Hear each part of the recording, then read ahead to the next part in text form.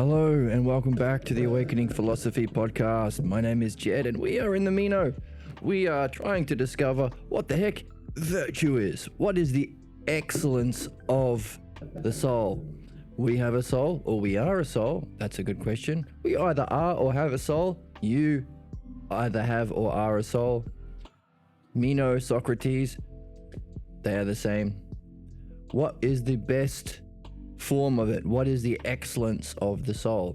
And if there's a way of living that we call virtue, or something that we seek virtue, we seek to be the best kind of soul, the best kind of self, best kind of person we can.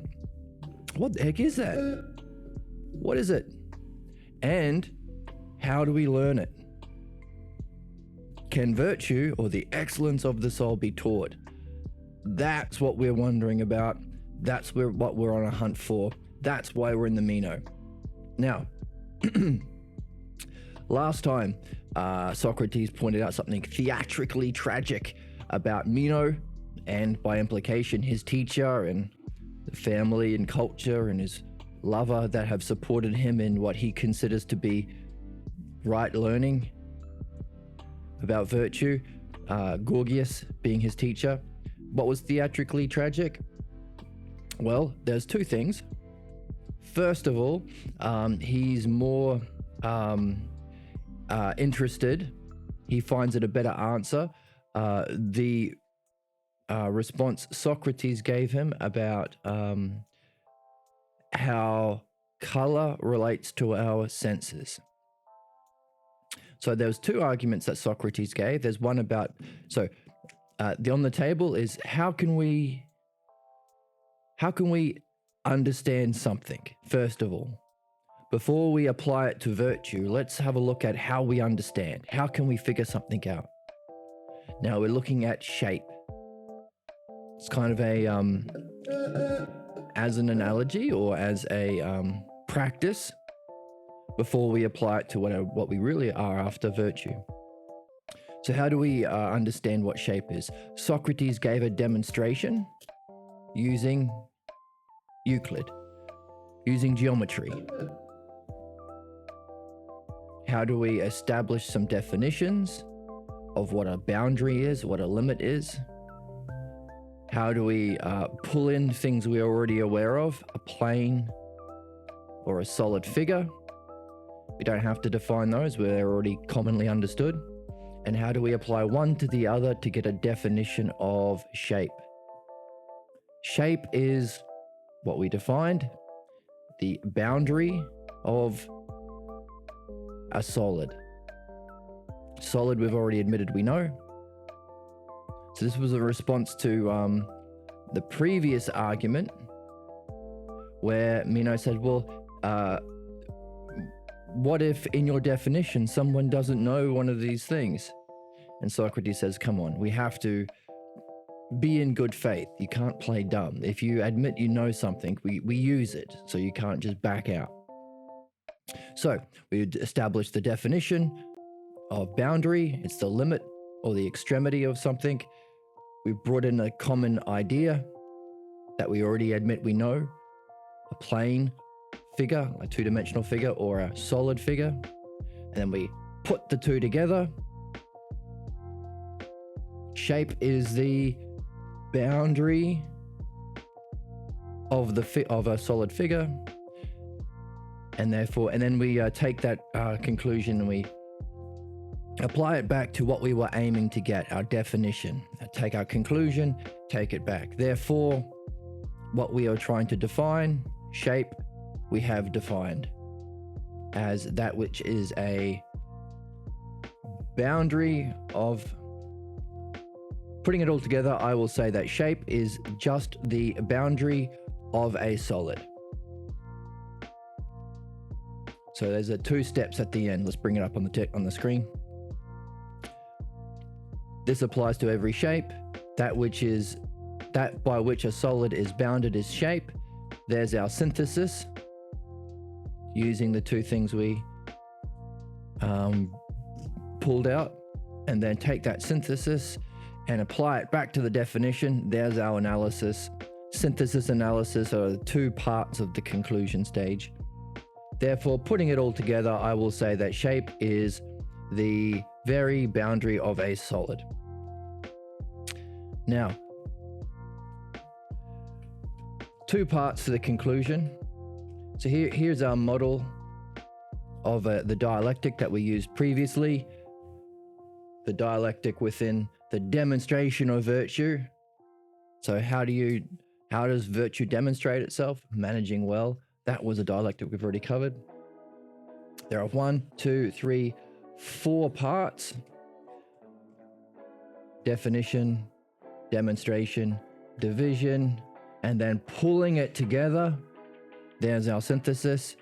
And then taking that pulling together and applying it back to the start.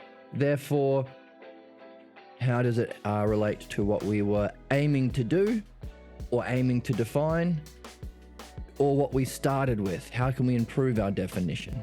That's the dialectic. And I'm pulling that out now because I'm pointing to the fact that the conclusion has two aspects: synthesis and analysis. So people who talk about the dialectic, sometimes they use a shorthand DDAS. DD is short for DDD, and AS is short for analysis and synthesis. DDAS. So that was his first demonstration of how to use a dialectic with someone, because Meno didn't learn it from his teacher, and doesn't know how to explore things, doesn't know this method of seeking.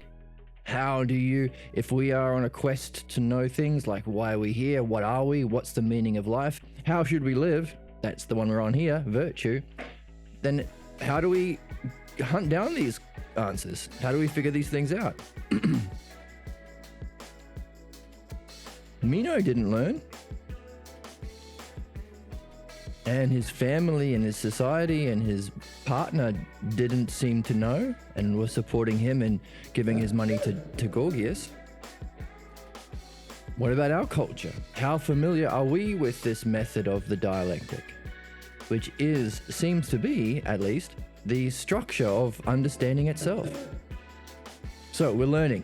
We're doing okay. We're learning that which we kind of left behind when we forgot about Socrates, to move on to the moderns, as they say. And why whenever you see a philosophy video on the internet, it's no one doing this. They're debating. We call them anti-logos, or philonikos, lovers of contention, or debaters. They argue at each other, and the one that I got on my feed this morning was Jordan Peterson unable to defend religion against some other dude. Like, yeah, I've seen this video a million times. He's never going to change his mind. They don't go through dialectic. They throw opinions at each other, and they feel tough when they own them. But what's really curious is if you are a different sort of person, the algorithm sends you the exact same debate, but it's Jordan Peterson owns atheist. So it's the exact opposite interpretation of how it went, when really nothing happened. People just debated their own opinions. No one changed their mind. So what? They didn't come to any necessary conclusion through a systematic set of reasoning to go beyond personal opinions and prejudices and pathologos to truth understanding. And what's wonderful about true understanding is there are no teams. Everyone's on the same team. Team understanding. So there's one team, I guess. In other words, it's not about division. It's not about what group you're in. It's not about what color skin you are, or I don't know, whether you are the right gender or any of that crap. Everybody can understand. Everybody can. And everybody can therefore benefit by understanding. So, because we're on a hunt for virtue, we can ask, is that virtue? This is our question that we're always asking as we read this text. Is that virtue? Is that virtue? Is mutual understanding virtue? Is transcending debate to dialectic virtue? Ooh, I don't know. Good questions. Me. So that was his argument that just physical senses. You don't have to have any awareness of being or any interest in philosophy, which is specifically dianoia or understanding applied to the realm of being. Not the physical world, the cause of the physical world, the real world. Don't have to have any awareness of that to follow that geometrical definition of shape. But then Socrates goes on and says, by the way, you're demanding things from me because Meno says, can you please give me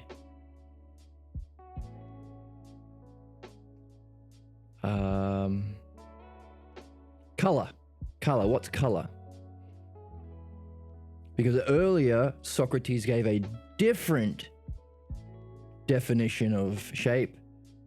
The being, the truly existing being. So now it's a much better definition because he's talking about that which we're that which we're after.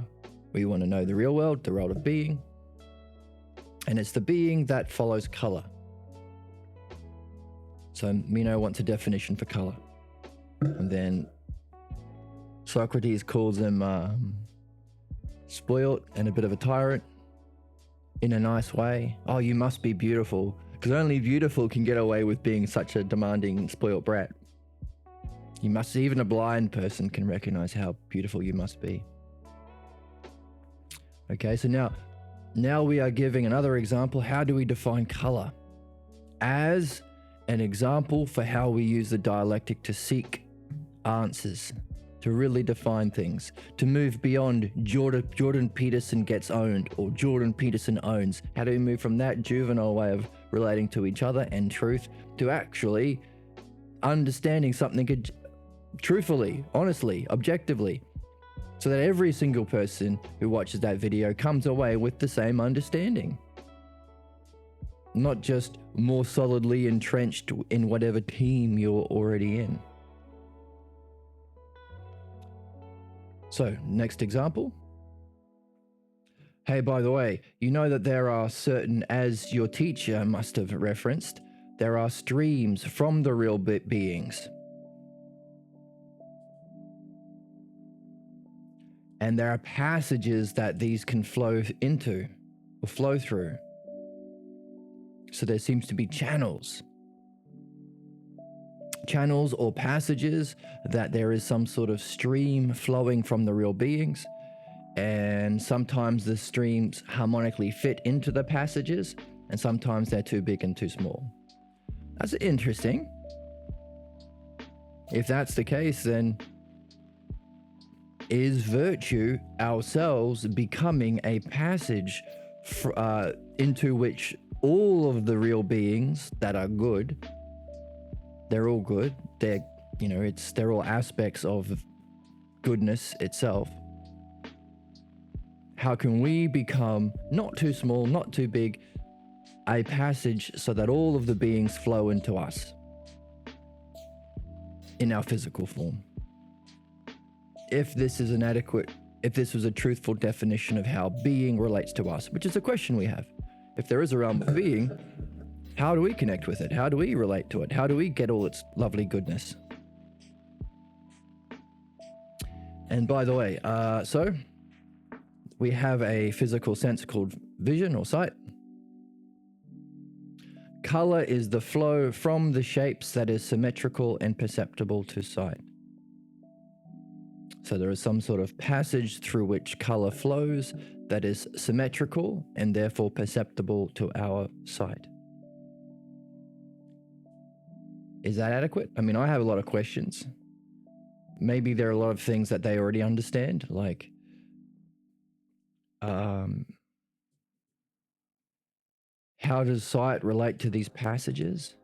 What makes them symmetrical? Is there a passage for sight that's different from the passage from beings? and you have to make them symmetrical for you to perceive them? Is the perception jumping from one stream to another somehow? So that there's a stream through the passages of color, and maybe our vision is a different one, and they have to be symmetrical so that you can look at it? I don't know how it works. In other words, but for Meno, it appears to be the best answer. So not sufficient for me, maybe it's for you. I don't think it's great, but it appears to be great for Meno, and that is theatrically tragic. Why? Well, he says you can apply the same argument to sound and smell. If you think this is a good argument, so what would that be? Smell is the flow from beings, whatever the being is that follows smell, the same way shape follows color. That's how he defined the being of shape. So whatever the being is that follows smell, smell is the flow from that being that is symmetrical and perceptible to our noses. I don't know, maybe that does work. You'd have to know what the being is that follows smell in the realm of being. Sound. For sound is the flow from whatever is the being that is the cause of sound that is symmetrical and perceptible to hearing.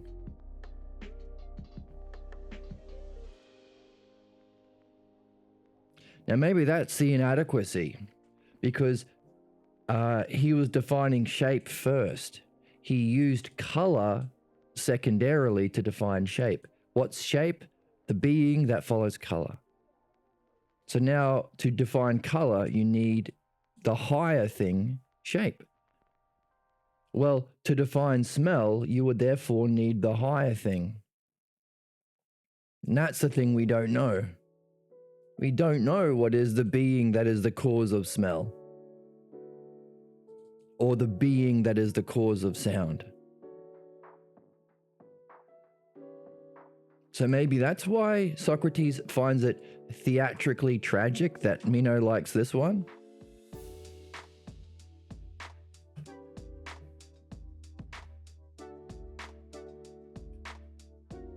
Because he started by saying, shape is the being. What kind of being? That follows color.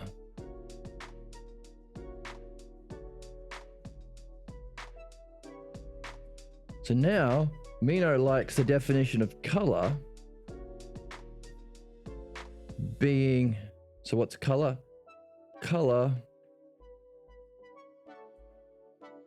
is the flow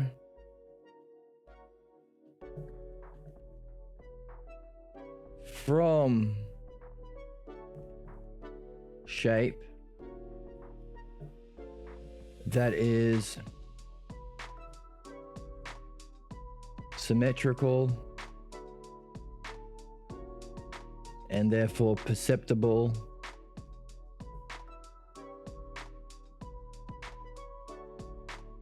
to sight. So this is the lesser to the greater. What do I mean by that? Well, we're already using an understanding of shape to define color. You have to already know what shape is to talk about color. Color is the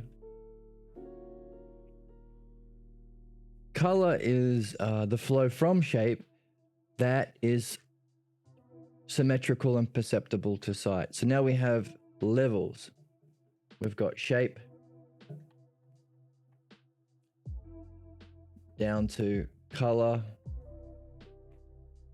down to sight. Meno likes the idea of using what? Okay, so we're using analogies. We're using the lesser level to define the greater level. What does that mean? Well, this is metaphor, by the way. Metaphor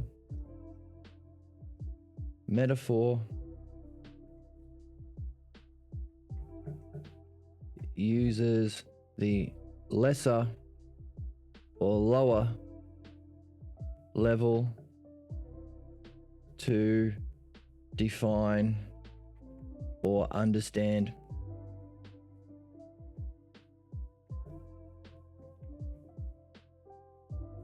the greater.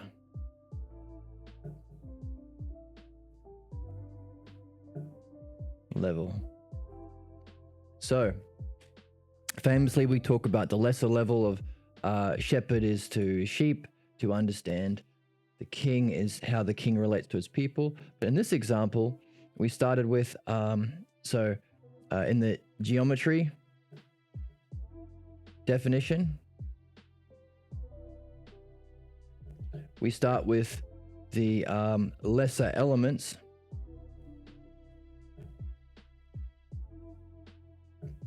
which were a boundary,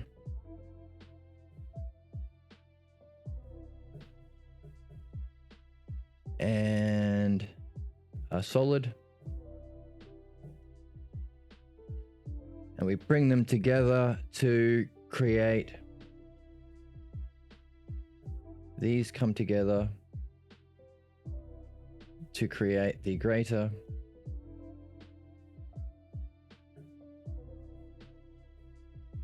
Definition. What is a shape? Shape is the boundary of a solid. Now that's very easy to see because everyone, well, almost everyone has eyes. Or, I mean, even blind people can recognize through touch shapes. So everyone can see this one. Now,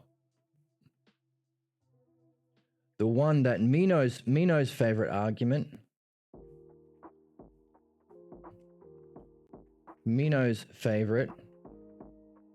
uses the physical senses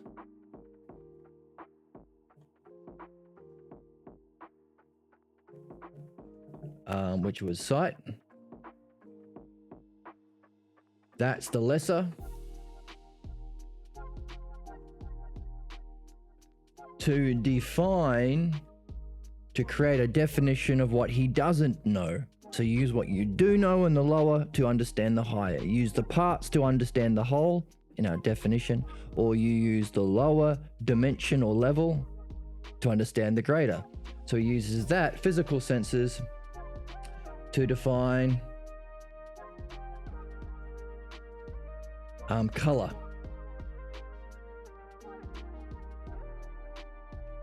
So that's what he didn't know or claimed he didn't know. That's the greater. Notice that's a metaphor. We think using metaphor. We use what we can see, what we are given, to figure out what must be the case on the higher level. That's the human quest, according to Socrates. That's philosophy. That's why we're here. We get given already physical senses. You don't have to do any work to get that. Most of us. You already see things. You already see physical expressions. That's what we start with. That's what we start with. And we already have, by being a human being, logos. So we have basic ideas. Which is why we're different from like maybe a slug that has perception but can't reflect on it to form concepts like we can. So we're already at the level of sensation.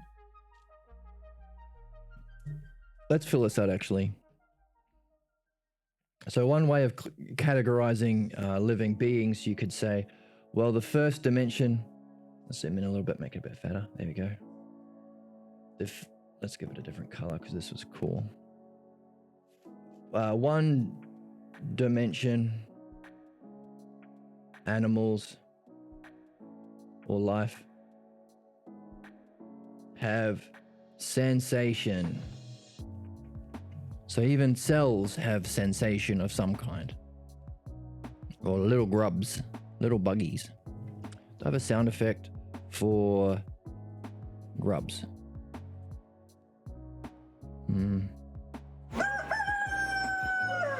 That's the sound of a chicken eating a grub.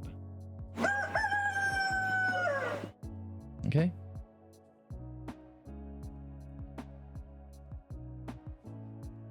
Now the second 2D, 2-dimension, would be sensation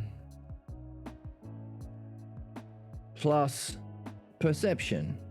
Not only do you have you're given or you incarnate into a form that can perceive, can sense light, like cells and plants and things, but you have perception of it. So these are animals. So we can say like cells or maybe worms.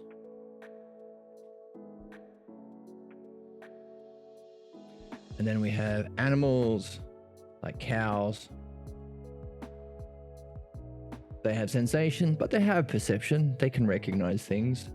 Cows are very cute little beings. And funny.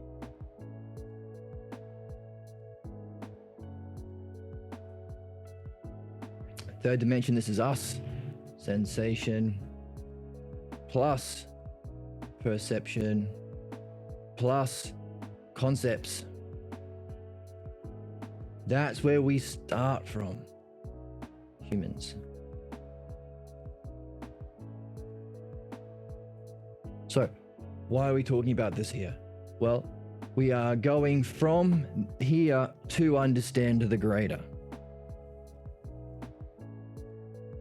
So this series of evolution, maybe a worm evolves into gaining perception. A cow maybe uses sensation and perception to develop concepts.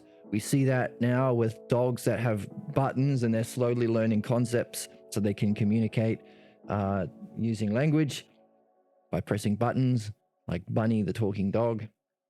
There are a few out there now that you can follow on Instagram. So this is where we start. But we are interested in the how do we move from here as the lesser, let's give it a different color, here as the lesser to the greater, which would be something to do with the realm of being. Fourth dimension, that's what we're after. What is the being of the things? That's why we're in philosophy. If we were just interested in this, we would be doing physics. But this, you can't ask questions about. So this is in the realm of questions about the soul or virtue or meaning or meaning of life or purpose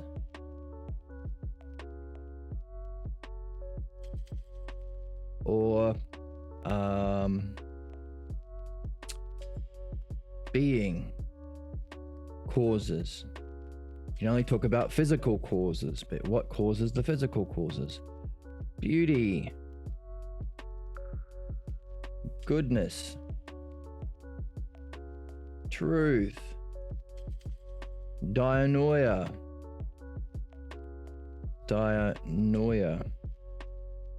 understanding, and so on. All of these things are out of the realm of this, but this is where we start, especially if you've been following along in the Phaedo. Socrates says we start here. This is the first level of causes. You can use concepts to figure out causes. physical causes. So a cow, we can put cows into pens and milk them and things, and they are none the wiser because they don't have concepts. They have sensation like us, they have perception like us. You can see it if you look in their cow eyes. So cute. But they don't have concepts. They can't use them to figure out causes in the physical realm. But Socrates points out in the Phaedo, hey, that's pretty much where all my teachers were at. But then I realized, hang on a second, I've got a mind. The cause of me doing stuff isn't just me having a physical body. I have a mind that looks for what's most beautiful, what's most good, what's true about what's happening. And I can't find this in just this third dimensional sensation. This is the transition to philosophy. This is what philosophy is, going from here to here. And the reason why you get the most clicks and the most support on the algorithm when you're a philosopher who is just arguing about concepts like Peterson and whoever else who is owning him this day of the week. They're just at the level of concepts. They never reach truth. They can't. By definition, even physics says this. We can have hypotheses, we can have theories, but we will never know whether it's true. And in fact, these things are just off the table. So it's really weird to hear people talking about whether or not God exists when they're only functioning at this level, because this is the physical world. If there is a God, by definition, he has to be in the fourth dimension or fifth or sixth or seventh, or maybe there's an eighth, I don't know. But there's at least those higher dimensions. This has to be, this is the field. It's like someone talking about who's the greatest NBA player of all time and nobody even knows what basketball is. It's just not in your wheelhouse. You can't do it. That's why they're so infuriating. And they never get anywhere. And next week there's another Christian being owned or atheist being owned or something. Nothing changes. We are like cows in that sense. Why? Because this is specifically... Okay, welcome to the chat, Super Usian. This is specifically these questions that we're interested in, that we think philosophy is about. Yeah, in that sense, our idea of philosophy is right. Yeah, it is about these things. What's the meaning of life? What is life? What is virtue? What is the soul? What is our purpose? What is beauty, goodness, truth? What's the realm of being, or God, you could call that, the realm of being, the immortal? Yes, these are the things we're interested in. That's why so many college students want to take philosophy in first year. But also this is why most philosophy students hate philosophy after the first year and pull out. Because you can't answer them. They're not in the domain.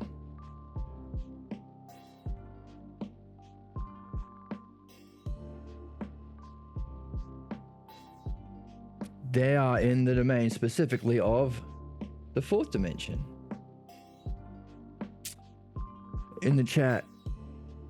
Okay, Super Usian. So, okay, our chatter is reading the theology of Plato. Nice. So what? Well, our job, says Socrates, is... Well, how do you do real philosophy? How do you make a YouTube video that is not annoying and because it doesn't change, nobody changes their opinions, no one comes to any truthful answers, we haven't settled the argument which religion is right? Well, the reason is because we need to move from the third to the fourth. Socrates says this is his second search for causes. This is true philosophy. How do we go from this to this? And if you're not, you can't answer. And this is why, famously, all modern science is, to use, I think it's Bacon's definition, we're torturing nature so that she can reveal her secrets. experiments. Let's torture animals. Let's torture rats and frogs and monkeys and human beings to try and figure out what's going on. Sadistic.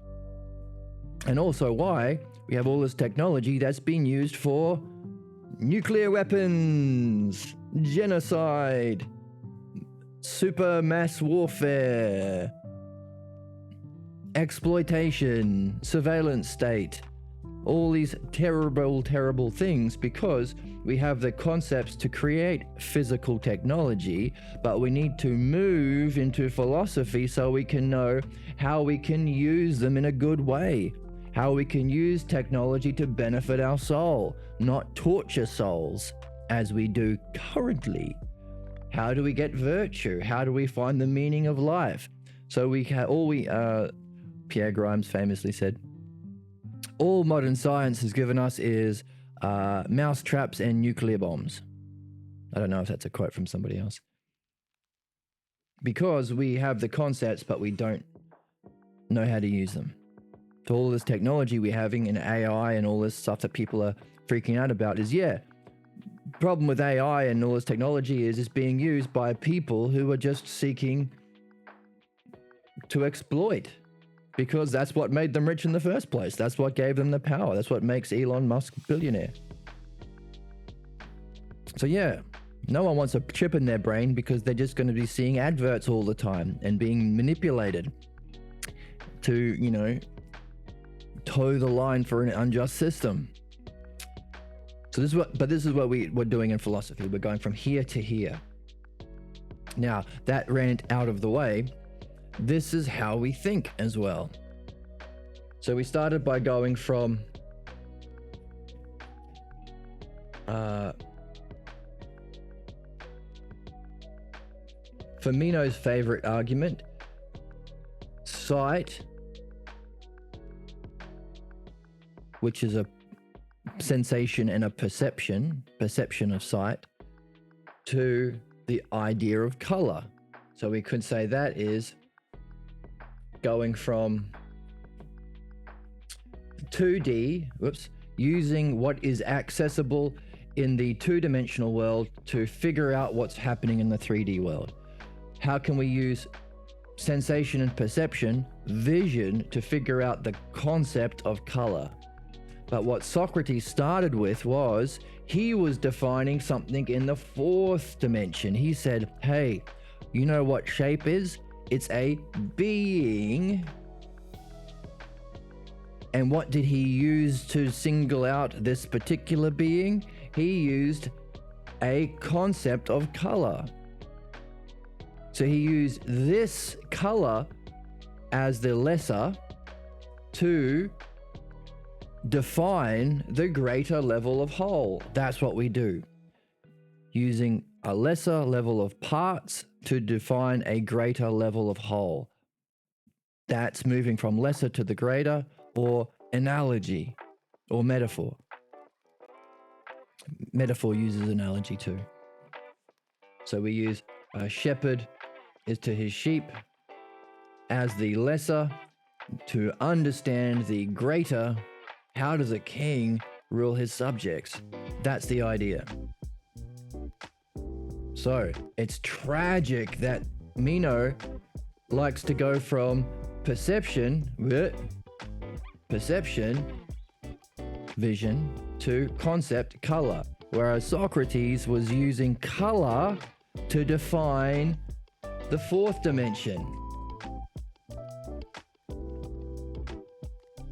which might be being. Being? Now I'm putting it as a question mark because there might be different levels of being, or there might be a level between the physical world and being. I don't know, but it's definitely fourth dimension or above. So isn't that cool?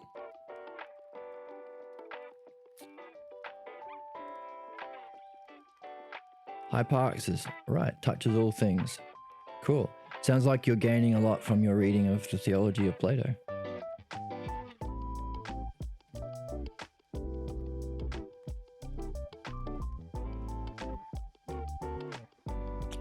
I don't see how that follows in the chat.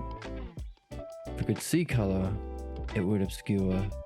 We only see color. That's the argument we're making. We're making, hey, we don't see the object, we see the color. And that's what Socrates is saying. He's saying, hey, look, what's shape?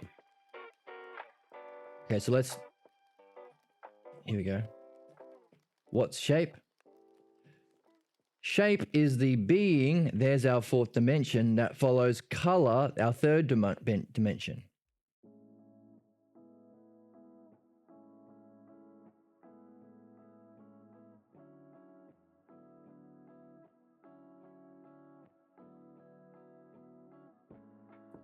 And Meno said, well, what about color? Oh, okay, well, okay.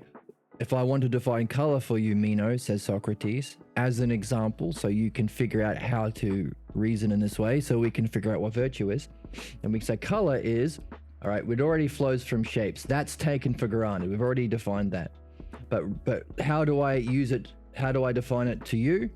Well, color, which is the third dimension, is that which is symmetrical and perceptible to sight,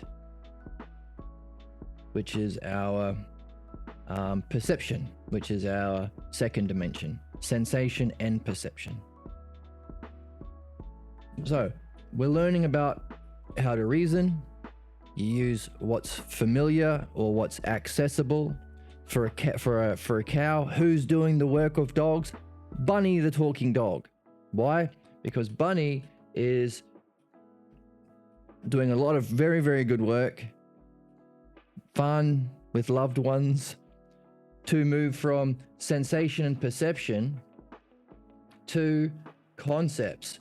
So some of the best Bunny videos, Bunny the talking dog, is when she asks about her dreams. She says, I had a sensation of sleep, and in the sleep, I had perceptions. Something happened. She calls it night talk. I want to figure out what the heck is going on. So she asks, Bunny the talking dog sometimes asks her owner what about her dreams. And full credit. And big ups, props to Bunny the talking dog's mum, because she asks questions. She gets Bunny to reflect on her perceptions and talk about it. And she's done a lot of work in how we would do that in developing buttons for talking dogs. Color is transparent, so if you're blind, you can see without the eyes. Interesting. So we said that color is flows from the shapes which are in being, but is symmetrical to our vision, allowing us to perceive it. So maybe there's another way of perceiving those streams from being. If you can give drugs to blind people and they can see, well, right, if you're giving drugs to blind people, then they're probably jumping into the higher dimensions where you can see color or the streams of color from beings without needing to be in your third dimensional senses. So who's doing the work of dogs? Bunny and the other talking dogs. Why? Because they're moving from 2 to 3. So a big applause for Bunny. And where's my sound effects for Bunny? I said big applause for Bunny. Meow. Bunny has a cat friend. But surely I've got a, here we go. There we go. That's Bunny. Big applause for Bunny.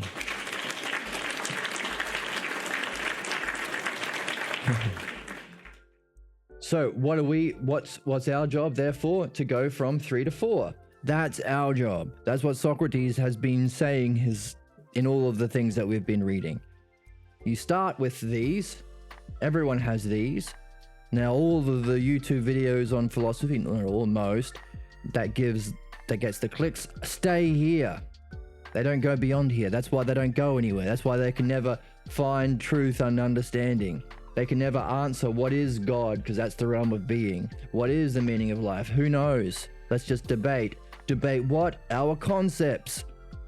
So you go to university, you learn, what does Kant think? What does Hegel think? He didn't know what solipsism was. He didn't know what deontological... Have you read Brand at all? Have you read Nagel? What about Scanlon? Have you read Scanlon or Scruton or Edmund Burke? Have you read C.S. Lewis? Have you read The Lion, the Witch, and the Wardrobe? Have you read Immanuel Kant? So you know Flick. What is it? Right? That kind of stuff, which are all just their own opinions or concepts. Socrates is saying we need to somehow go from this to this. That's our work. We need to be like Bunny, but for humans. And what was so now we're unpacking what was behind Socrates calling Meno theatrically tragic. Because Meno said, hey, by the way, that argument, so color is the flow from shapes that is symmetrical and perceptible to sight. That's the definition of color using the third dimensional world, sight. Previously, Socrates said, hey, shape is the only one of the truly existing beings that happens to follow color. So if you're in the realm of being and you're seeing colors, so our friend talking about being on drugs in the chat, you know, there are lots of spiritual traditions that have that as part of their culture, especially the Greeks in the past. Then you are perceiving the shapes in being. That's what the colors are. From this. So he's using the concept of color to define the beings. He's going from the 3D world to the 4D world. Being. That's philosophy. Meno thinks, well, you know what? The best argument that you've said so far is going from the 2D world of perception to the 3D world of color. Concept of color. Now, why do we care about that? Why is that tragic? Well, it's tragic because the whole book starts with Meno coming in and saying, can you tell me whether virtue is teachable? Socrates says, hang on a second. How can you, if I knew nothing about Meno, how could I describe his parts or qualities? Whether he's handsome, rich, or noble, or the opposite. So you're asking me about the qualities of virtue. Do you know what virtue is? Meno said, yeah, sure I do. Because Socrates, that's interesting. I don't know what virtue is. And I've never met anyone who does. But you do? And I've met your teacher, by the way, which was a mega epic slam.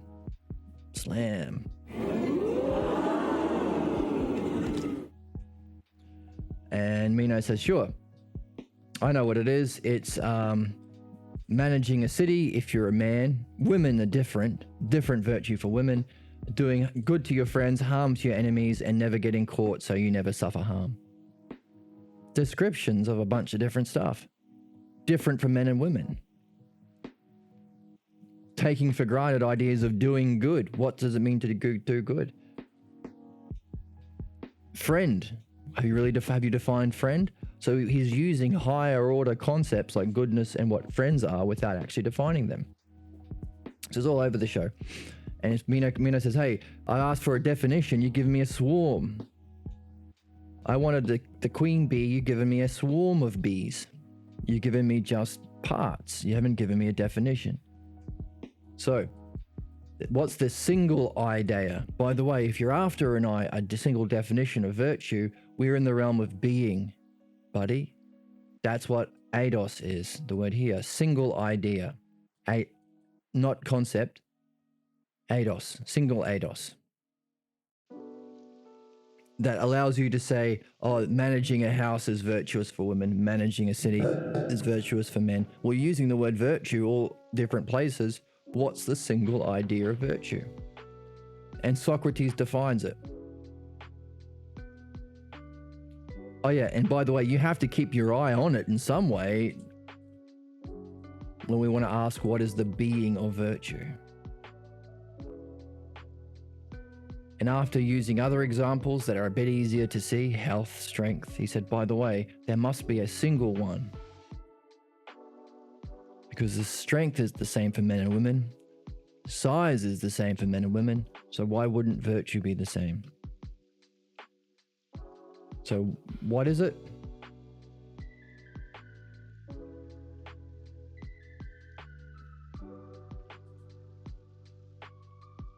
It's a single idea in being that we keep our eye fixed on when we do a dialectic.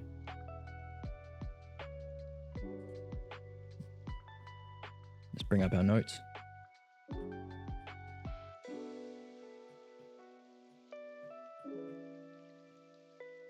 Yes, excellence is a single eidos that doesn't differ. That was the first dialectic. A single idea in being, that's what it is, and it doesn't change whether you're a man or a woman.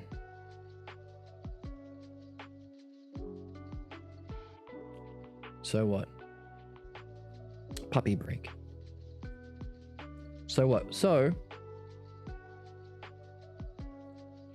if virtue is a single eidos in being that we have to keep our mind on when asking questions and answering questions, then it must be very, well, then you have to be operating at that level. You have to be wondering about what is the fourth dimension, being. So if Meno is going around saying, oh, I know what virtue is, and let me ask questions about it, how can you ask questions about it if you don't know what to keep your eye on? And what has his teacher been doing? Imagine a teacher saying, oh, I'll teach you what virtue is. It's being good to your friends and harming your enemies. That's mental. That falls down very quickly. Harming your enemies? Does that make people better? Do you make a dog better when you harm it? Do you make a horse better when you harm it? Do you make humans better when you harm them? Of course not. That's just sadistic. Falls down very quickly. Of course, somehow it's taught in our culture, even though it's ridiculous. Politicians want to crush their enemies and invade the heathen countries, and you want to beat the other team. The left wants to beat the right, and the right wants to beat the left. Do harm to them. We want to own the libs and all that crap. So even though it's ridiculous, there are a lot of people like Gorgias operating today. So this could be why it's theatrically tragic. That if the whole question is about virtue, which is in this fourth dimension at least, realm of being, if it's one of the beings, oh, here we go, one of the beings, virtue, then Socrates' first definition to use color in the 3D world to define being, so that's the lesser to understand the greater. That's what we do when we define. That's analogy. That's metaphor. That's how we think. Meno didn't like that at all. He liked talking about the second dimension, perception, sight, to understand the third dimension, concept. And that's theatrically tragic. Why? Because the very question is about virtue, which is in being.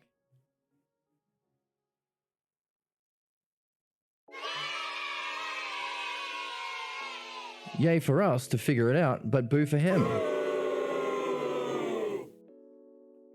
So he goes on to say, so what is this? Why is it theatrically tragic?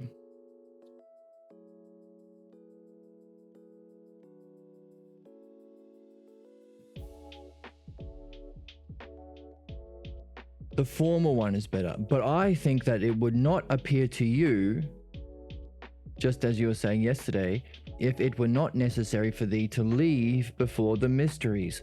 So what is Socrates assigning as the cause of Meno missing the mark in a theatrically tragic way? he left school before the mysteries.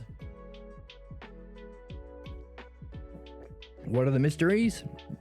The initiation.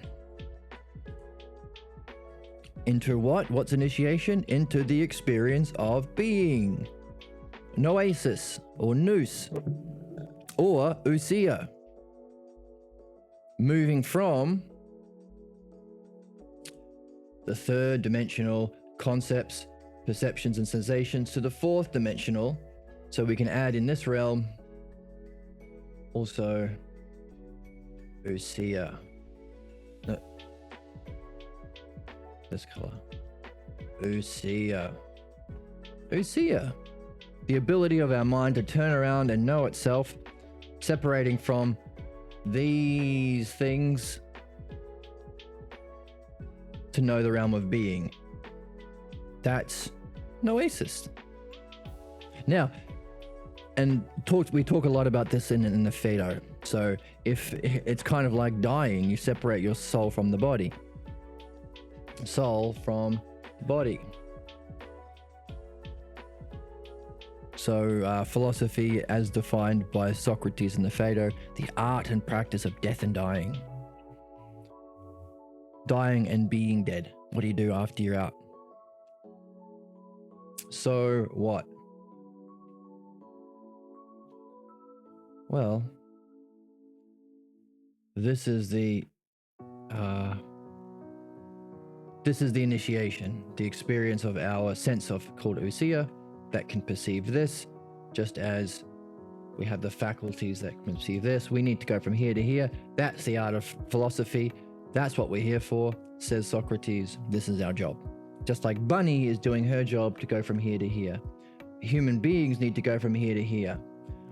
And all of our problems, says Socrates, comes from being stuck here. Why? Because we have pleasures and pains that happen here.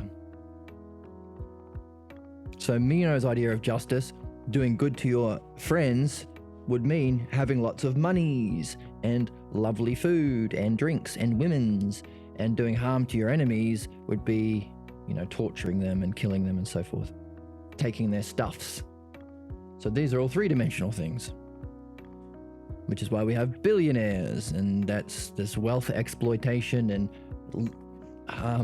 hoarding of stuff like a evil dragon sitting on your pile of gold is causing pretty much all of our problems in our world. So we need to do our job to go from here to here. That's our job. That's what we're doing. And would require, according to Socrates, some sort of initiation. It can be difficult to have a reference point, maybe. Welcome back in the chat. If you haven't had the experience of the realm of being. Now, for the ancient Greeks, that was part of their education. So today we would say, well, okay, if you're doing philosophy, especially if you're reading Socrates and Plato and Plotinus and Proclus, all of the people within that tradition before the Catholic Church came in and killed everyone and burned the libraries and began what we call modernism. If we were doing real philosophy, next door to our lecture theaters would be meditation rooms where we can have initiations into the mysteries. So all of this understanding about the realm of being, it can be helpful to have an experience of it. Otherwise, you might stay theatrically tragic, as Meno is, stuck in the third dimensional realm. And if you're doing that, then you're no better than Bunny. Bunny, the talking dog, is doing her best to move into here. And unless we have this mysteries and these initiations into the realm of being, we get stuck here. This is why most people, first year psych or first year philosophy students, get really disillusioned with the whole thing, because it's just the same bullcrap, treating us like machines. You don't learn how to read, you don't get initiated into a higher level of consciousness, there's no enlightenment, there's no insight into the nature of our soul. All of the things that think, oh gee, I went through all the rigmarole and the bollocks of high school and like a worker bee implementing things into formulas to get good marks on a test, where do I actually figure out what the heck is the point of all this? What is a good life? What's my purpose here? How do I really become happy? How do I know the meaning of life? Maybe I'll get that at college, so I'm going to enroll in philosophy and maybe psychology. No. Not in this culture, and not in Socrates' culture, until after Socrates came the academy. Well, actually even here, there was an awareness that there should be the mysteries. There were the Eleusinian mysteries, where the whole town, like half of the town, would prepare and educate themselves and take ergot, which is a predecessor for what we call LSD, talking about drugs today, where they can jump into that realm of being and hopefully take their education. What's the education of the realm of being? Dianoia. That's, we could call philosophy truly philodianoia, the love of understanding the realm of being, dianoia. So you take your understanding that you've been preparing yourself in, along with the experience. That's the initiation. And Socrates is saying, this is the tragic element. You left school before you're initiated. So when I'm talking about the realm of being, where virtue exists, you don't like that. You're lost. You'd rather physical arguments. And that makes sense. How did he define virtue? He didn't talk to an absolute being that's eternal and immortal and is true for everyone. He talked about physical examples. A man managing his house. A man harming his enemies. And he couldn't even see the sameness in the being, because he said, it's different for a woman and a slave and a child. They're all different. There's no one singular virtue. Which is the same problems we're having nowadays. We talk about hypocrisy. Every time the other team does something wrong, the right-wing grifters on TV and on media channels and stuff, they say, look at this leftist do this bad thing. But hang on a second, you do this bad thing all the time. No. Virtue means us getting away with it and attacking and harming you for the exact same thing. That's what Meno said. Up here.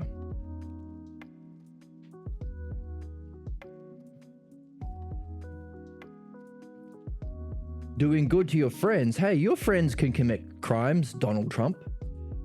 But harming your enemies, whenever anyone else slips up that you don't like, crucify them, send them to jail, murder them. And also, you never get caught. Never have to reflect on or change your way of being. That's virtue.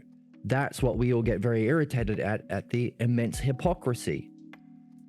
What's the hypocrisy? They're not in the realm of being. They're not doing philosophy. What does being allow you to reach? A principle that's true for all. That was the conclusion in our dialectic that Socrates gave us. A singular idea that's the same. That's the definition. How do we demonstrate it? We keep our eye fixed on it when we do dialectics. How do we divide it up into other things? Health, size, strength, same for everyone. Conclusion, synthesis, and analysis.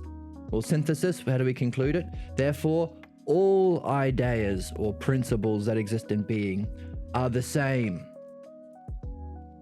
Now, whether it's a man or a woman or an elder or anything else. So what's that second part of conclusion? Bring it back to the top.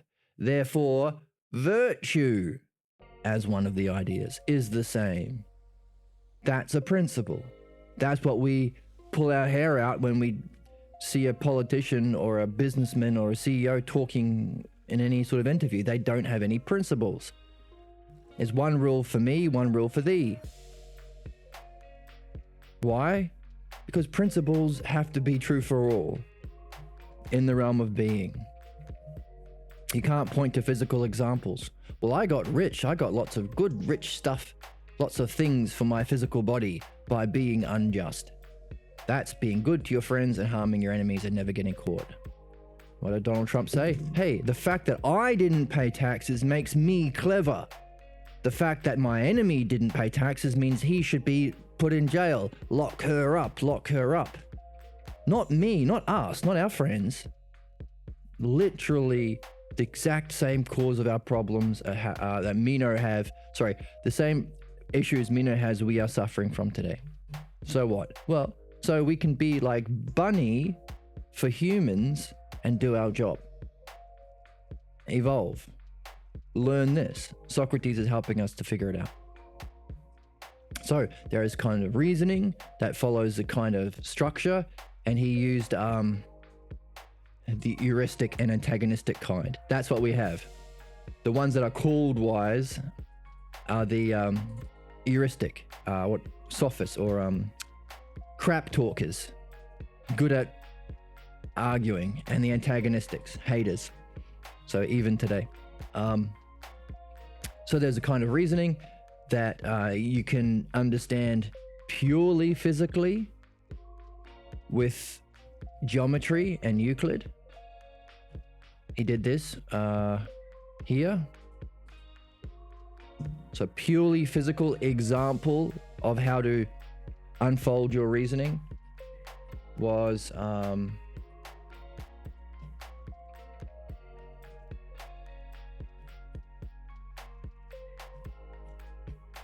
here, the geometry definition. Define the lesser. What are the lesser elements or the parts? Define what a boundary is. And pull into the argument something that you already know, that you admit you know. I know what a solid is.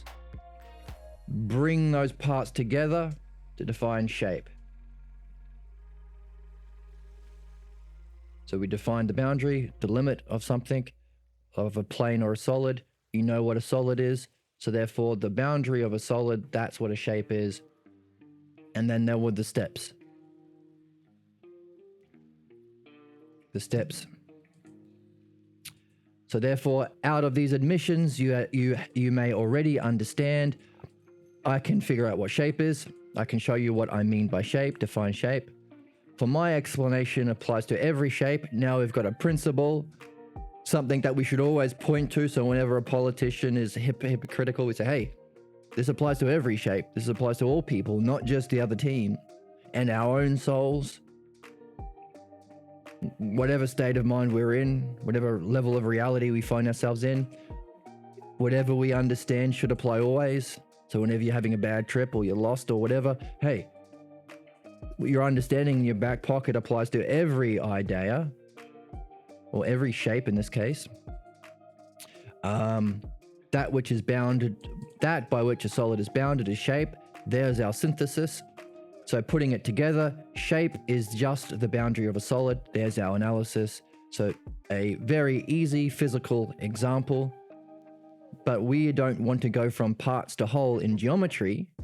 It's good as an example. And maybe on this channel we can get into Euclid. It's fun. Maybe when there's more interest shown, we could do a Euclid channel where we explore that. But it's just an example for philosophy, because the lesser to greater isn't parts to whole, it's concepts to eidos, third dimension to fourth dimension. And for dogs, it's perception to concepts.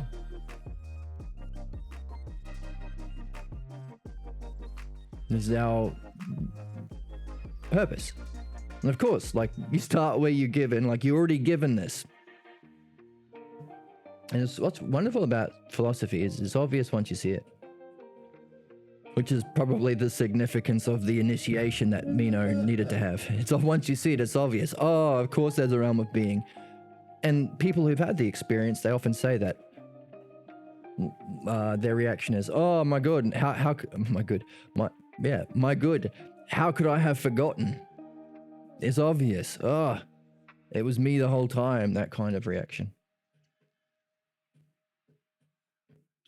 So yeah, cows or dogs need to go to concepts. We need to go to eidos.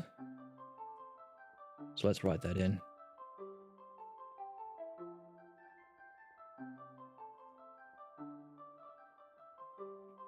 Eidos. Sometimes anglicized as idea. Actually, this will help us understand the great betrayals to philosophy, or what makes philosophy so difficult to some people. Well, when we go to learn it, we talked about getting disillusioned at college. The word eidos, like literally, Socrates couldn't be more explicit. It's tragic that you are only at the level of concepts, Meno, and not at the level of eidos, which virtue is, and all the other ideas are. It's tragic. And maybe the tragedy is caused by you not staying at school enough to go through the initiation into the mysteries. Taking the ergot or the LSD along with the preparation and guidance, and of course, not just partying, because that would be using drugs for your sensations and perceptions, to have pleasurable experiences, or other drugs which will just affect your concept of yourself or your ego. No, that's not the good use of ergot. It's to initiation into the realm of being, waking up, sometimes called enlightenment. And what's the great betrayal against philosophy? Literally couldn't be more clear if you actually read the text yourself and you have the Balboa translation where you can see the actual Greek. This word is, up until the last 10 years or 5 years, translated as concepts. If you go to school and you read this, you'll have the problem of everyone is a dog. In a good sense, like Bunny. Bunny is at the level of concepts. Eidos is not a concept. That's the term anglicized. You take a word in Greek that kind of sounds like the word idea, eidos, sounds like idea, and let's just say it's an idea.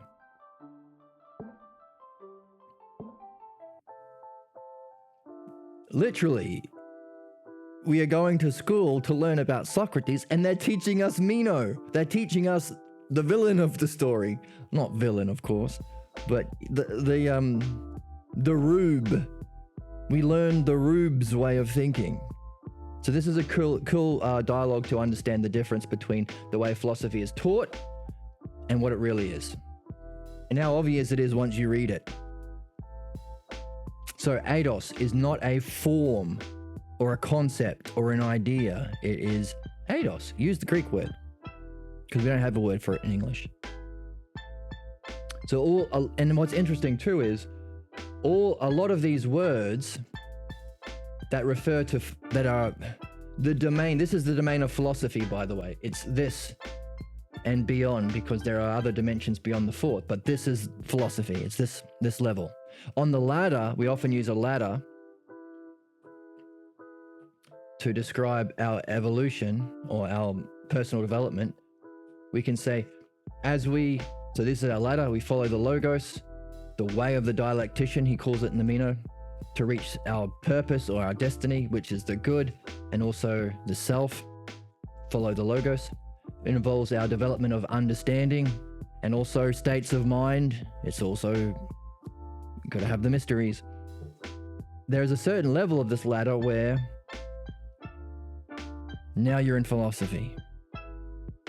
You might start nihilist, there's no meaning. Then, okay, there's some meaning, but it's just words are made up.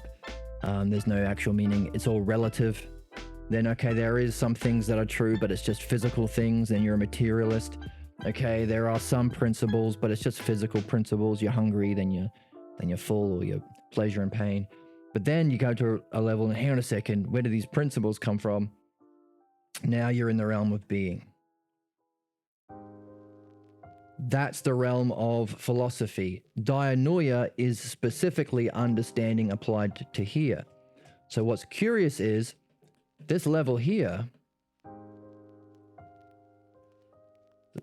that part of the ladder, this and onwards, we don't have words that mean that, because our culture is the Latin culture that murdered the Greek culture and shut it down and burnt it down, murdered the philosophers, banned it from being read. That's the history, stupid history. Bunny would never do that, by the way. So, this is why we talk about the man versus bear argument. Because we have the potential to climb this ladder to the good, it also casts a shadow. So the imitation of this realm of being causes our vices, our pathologos, our failures. So a man can do terrible, terrible things because of the shadow cast on this. A bear would never do that. A dog would never do that. A bear would never torture people. Or a dog like that. That's why we'd rather run into a bear in the forest than a man. Nice. Glad to hear about your dream in the chat.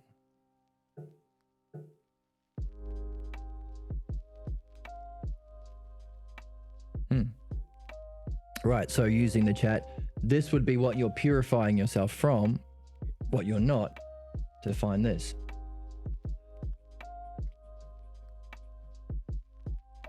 But all of the words that actually define philosophy, you say, hey, what's philosophy? Well, let's give a definition. Oh, it's the use of dianoia to awaken our ousia.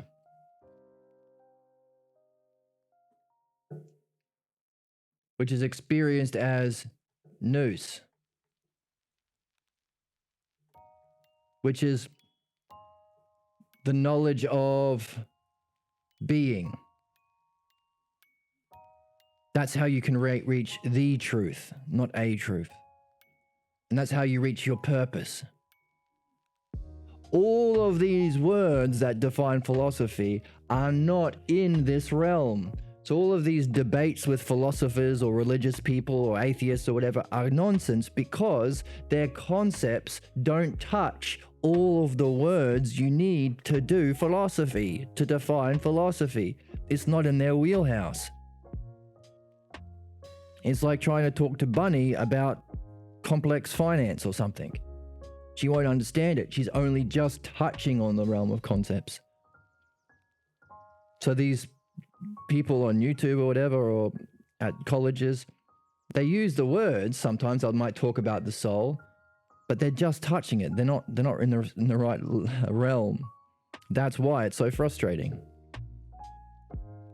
And one word that really defines that is the word eidos. It's translated as concept. Literally, it's taken down a level, which is cool. So that's why we need to use the word ousia to talk about our third eye, or the function of our mind to turn about and know itself directly. That's why we need the word nous and not the way it's translated as knowledge, because knowledge can be a concept. I have knowledge of how to fix my bike or something like that. That's the third dimension. Dianoia, translated as understanding. It's not understanding. Understanding can be in this realm. Dianoia is not. This is why we can call philosophy really philodianoia, love of dianoia. So this is a really cool model to understand what philosophy is and what it isn't. So use it. If you're watching at home, you have a opportunity to do it, to play the game, to not just understand it in definition, but demonstration. Take all the words that you know are here, and there are probably more that we've covered, and you can do a dialectic,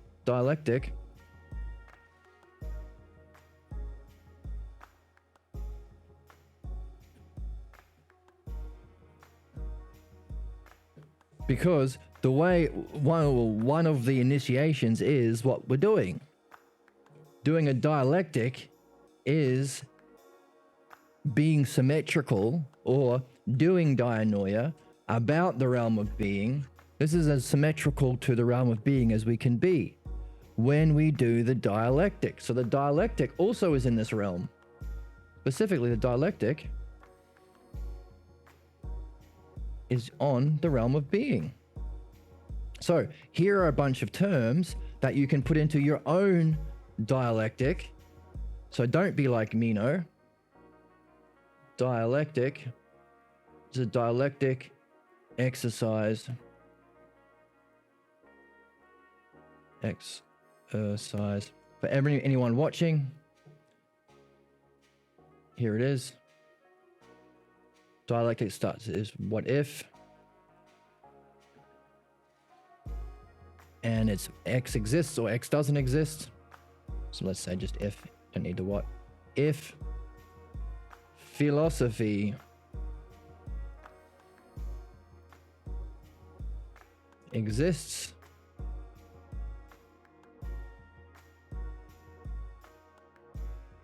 that's side A, and then on side B, do if philosophy does not exist, is not in being.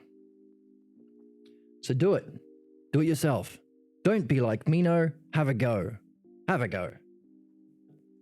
And you've got your 4 categories. How would you define it? How does it function to something else? There's a definition, demonstration, division, and then the conclusion has 2 parts.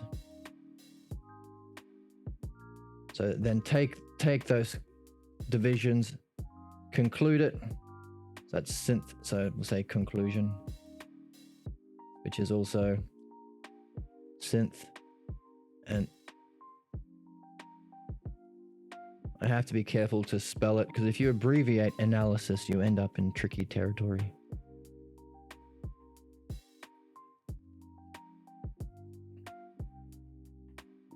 So do it for this and this.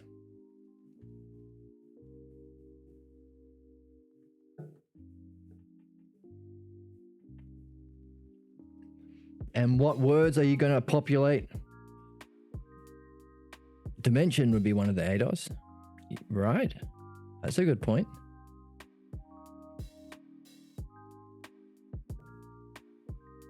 Dogs might know real being. Well, you're giving them a lot of grace, I think.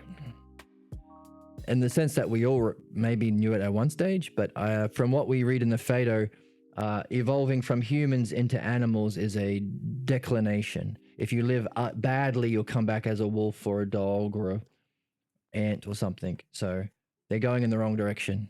Except for Bunny, who's working up. So we'll start a cult of Bunny. We'll worship her as our leader. If logos is opinion, then there is no hyparxis. Right, so if logos was opinion, that would be in here. So that idea, if logos, from the chatter, if logos were an opinion, so if philosophy does not exist, it would be opinion. A conclusion would be no hyparxis.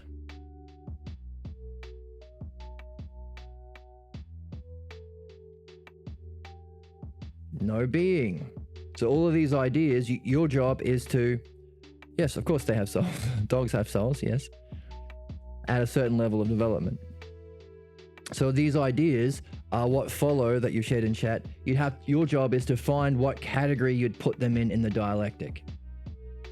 This is the exercise of philosophy. This is what Socrates is training Meno to do. And what may itself be a kind of mystery and initiation. And for what if philosophy does exist, use these words. 4th dimensional words. Whoops. So you can say, if philosophy doesn't exist, you're in this realm. So all of the debate bros and the philosophy debates you see on YouTube would be in this.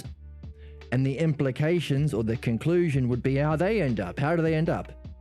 Just some smug jerk feeling smug because he owned the other side. And the other guy feels equally smug because he feels like he owned the other guy. And one guy gets a lot of money. Often there's a group of... at the time of recording, in the news, it's come out that a lot of the right-wing podcasters and these YouTube channels and people who work for these right-wingers that in their channel we call them grifters, it has come to light that yes, they are officially grifters because they're getting paid by Russian interests. They're getting paid lots and lots of money to lie to people, using right-wing talking points, conservatism to support Russia. So the Russian people have been paying these anti-logos or lovers of contention or philo-nikos, people that say, hey, this is just as legitimate as progressivism because it's just an opinion and there are two sides of a coin. No, that's not true. Just like you wouldn't go to a doctor and say, I want a doctor's opinion, but I want to get the other side. Let's get some crazy person's opinion who's never had medical training. We want to have both sides, right? No, the negative side, the right-wing grifters or the fascists or the appeal to racism and all that sort of stuff, conservative, we call it to be polite, are getting paid by Russian interests to miseducate the people, cause them to support war, support division, support debate and fighting, and support, and create disharmony and discord within the culture. Distract them from actually understanding causes. So, it's not just a theory. But hey, that's just a theory. That what we allow as conservatism or right-wing bollocks is bad and needs to be addressed. It's official now. So, they were grifters all along. Who would have known? Socrates and Meno.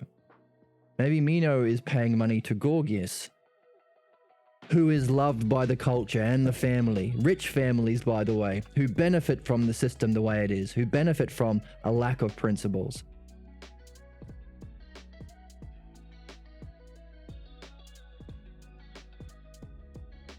Yeah.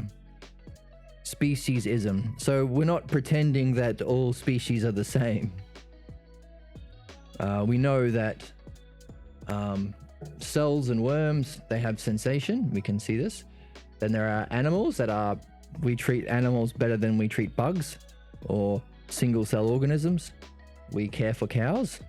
They're lovely. And dogs. We love dogs because they have sensation and perception. But we realize that humans are different from animals. So we recognize that, if a human was going to die, the trolley experiment, we would rather a cow die than a human.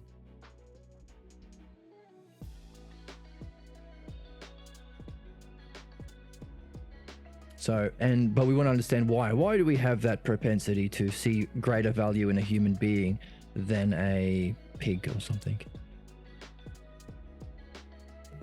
Now, this doesn't mean we treat them badly. A lot of people who are stuck in their problems use this as an excuse to treat people badly, which is Meno's argument. Treat your enemies bad. And by the way, these right-wing grifters, this is their argument. There are some human beings that are more evolved that deserve to be treated well, and the lesser humans, women, people of a different race, Ukrainians, according to what's been happening now, they are worse.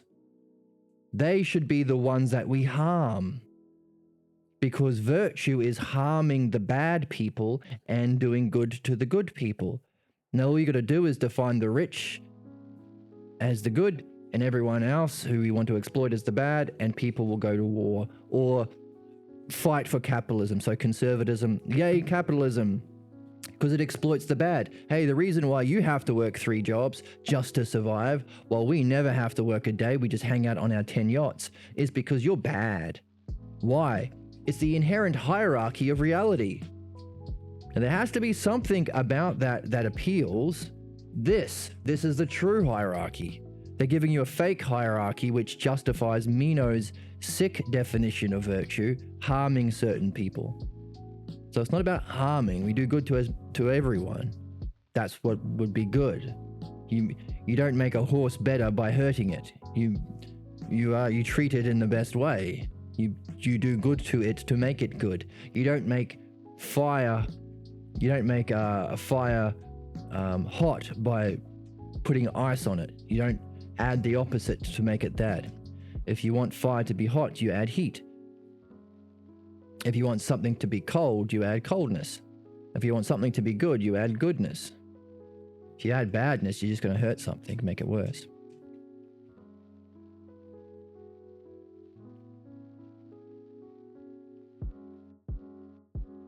Right, so we want to understand what's the actual hierarchy. And how do we go? So Socrates, that's another tragic irony, is Socrates is someone who actually has done his work and is helping us to do our work here, and they killed him. They should have killed a pig instead. If they had to kill anything, I mean, obviously it's better not to kill anything, but if they had to kill something, it's absurd that they killed Socrates who's doing his work here. So, all these words here, which is what happens if philosophy does exist. What does exist mean? Being, the eidos. Use these words that the the grifters and the clickbait philosophers on YouTube, hey, they get a lot of money, they get more clicks than I do. They don't have these words. But they wear nice suits, and they use fancy words, and they give people who already believe them a sense of well-being. I'm right. Look how my team owned the other team. I'm going to give them clicks and money, and maybe buy their philosophy course. We're not doing that. We are together, adventuring to find truth, and using the dialectic and mastering the way of the dialectic to get there. And yeah. But if you like the channel, you're still welcome to support it financially if you have the means. I still gotta eat. So, this is an opportunity for you to practice that. Don't be like a Meno, be like a Socrates. And if philosophy exists and if it doesn't. And it's cool, you get to take everything that you've experienced. If you're watching this channel, you're probably into philosophy. Take everything you've experienced that's annoyed you about philosophy, see if it fits in here. So you can understand why you're annoyed, why you're angry, why you're frustrated. And that might have an effect on you.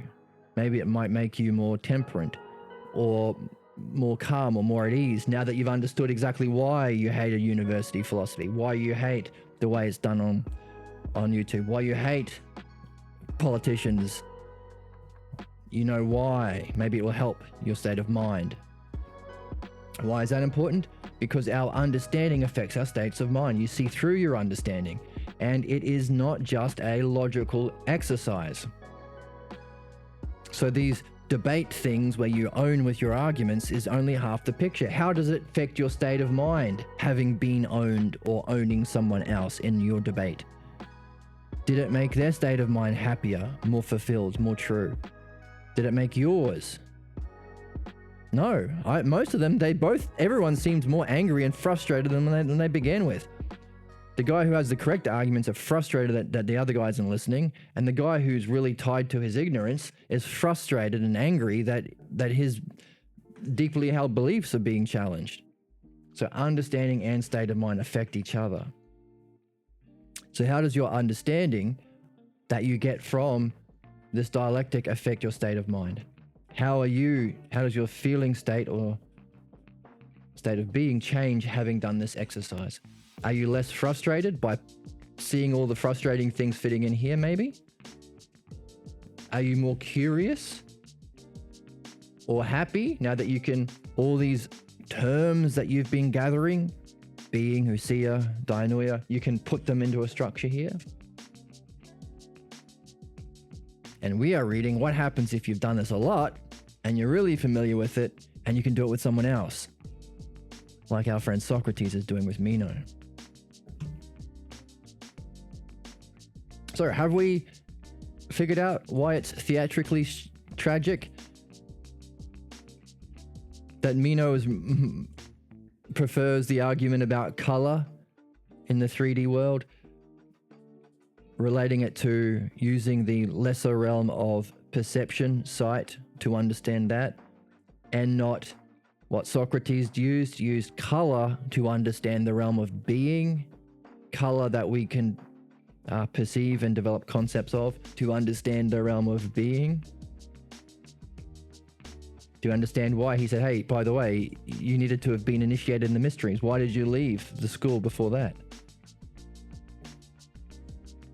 Do we see what Socrates is seeing? If so, good for us.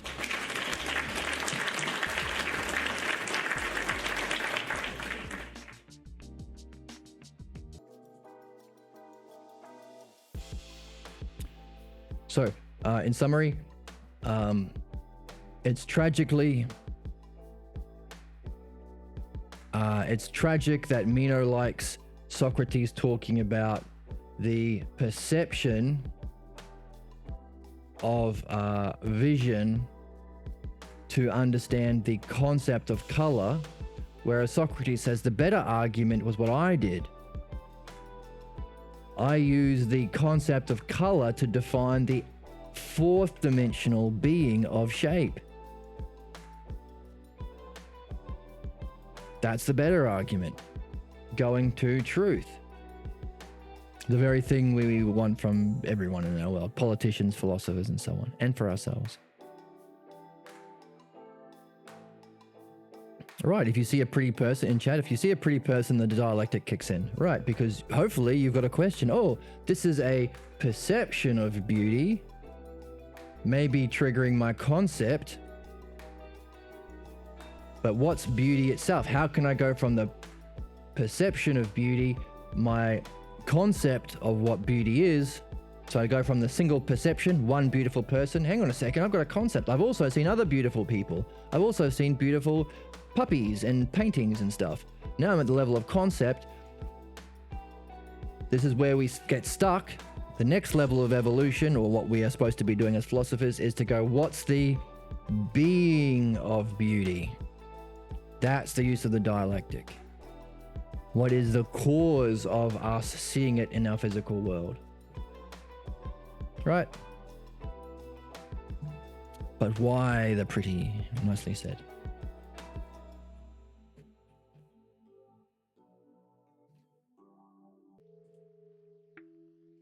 So, interesting.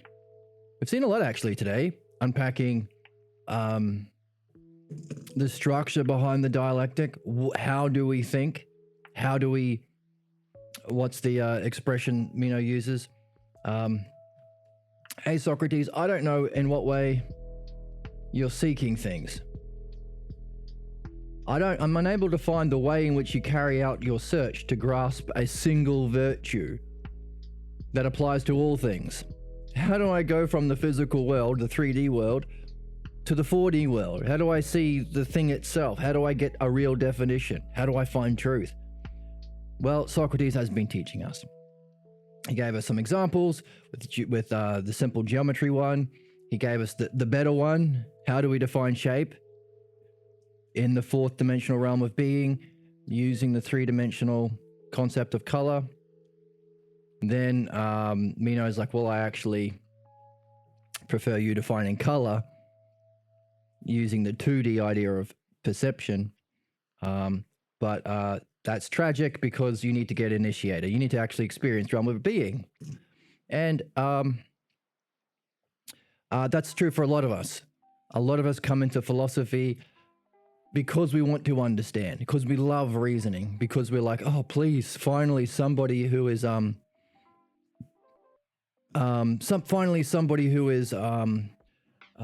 reasoning well.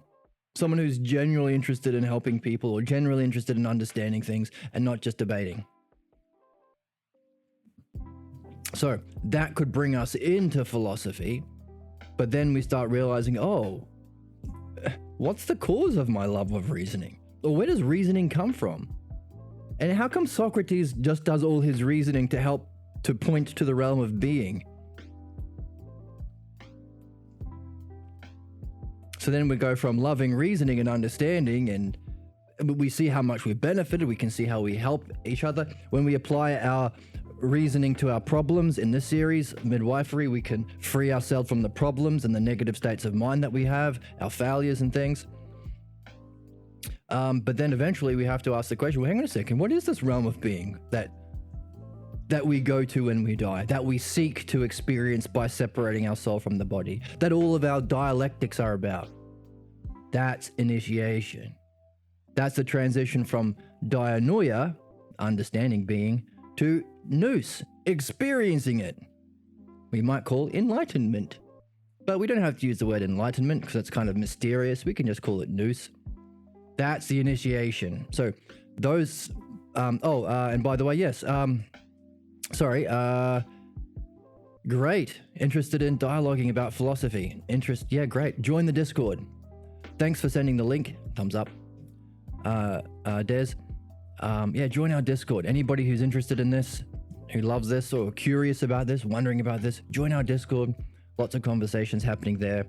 And we'll notify, and you get notifications when we go live through the Discord as well. So if you have Discord running in the background, you'll get a little alert saying, hey, about to go live, jump on in. You can ask questions in real time. Or just have dialogues in the Discord channel with other people in text, or you have little video calls. Lots and lots of fun. But I'm glad that you're interested. Good questions. I'm interested in the Socrates and the Logos. Yes, good things to be interested in. So, some people come in loving reason and understanding, or maybe disillusioned and frustrating at the lack of reason and understanding in other people, in philosophy, in your family, in your schools, and so forth. That's what got Socrates into it. Wasn't getting a real understanding about causes in school. They were just physical causes, third dimensional stuff. But what about mind? What about good? What about purpose? What about beauty? Yeah. But that leads into, if we use the dialectic well, nous, or the initiation into that real world, the cause of the physical world. Oh, you've been watching all of the John Vervaeke stuff. I used to love his stuff. Of course, he's not in this game. He's,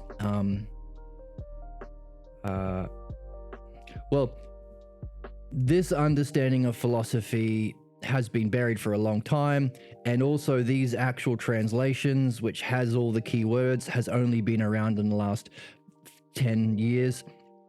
And this way of reading isn't well known. It's not the academic way of reading.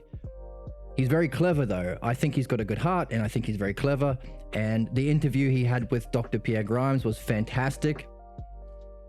That was really cool. But this is a different game. This is, how can we find puzzles in the text using the actual words, not the way it's taught in school physically, or you don't read the book, you read someone else's interpretation of the book. How do you look for puzzles? How do you get questions? How do you apply these questions to this dialectic structure to gain a kind of understanding that can initiate you into the realm of being, actually experience the truth of things? So no need for faith or belief or opinions or ignorance or prejudices. You can actually just have understanding. And if you understand something, do you have to believe anyone else? So, yes, yeah, there's a Vervaeke, I think his latest series on unifying East and West, he talks to Dr. Pierre Grimes, and this is the tradition that Dr. Pierre Grimes left us. Fascinating. Maybe we'll watch it on our channel one day. We'll like dissect it, and because just like in this text that we're reading, there is so much going on. Like today, all we've really been doing is unpacking this one word that's translated as theatrically tragic. Because it's so rich. Why is it tragic? What's he doing that's tragic? Why is it that just simply liking this dialectic and not the other dialectic was tragic? How does this relate to spiritual initiation? It's so rich. But you have to unpack it. You have to rise to the level of the mind of the author. You have to apply yourself. So today, it's just been one word we've been focusing on. That's reading. That's what Dr. Pierre Grimes taught us, left us. How do you read? This is how to read. And that's one of the questions we've been carrying with us. The big ones of this text: what is virtue? Can it be taught? But what is reading? What are we doing? Looking for puzzles, pulling out key terms, looking for patterns, putting it in the dialectic, being confused, not knowing. Socrates started by saying, I don't know what virtue is.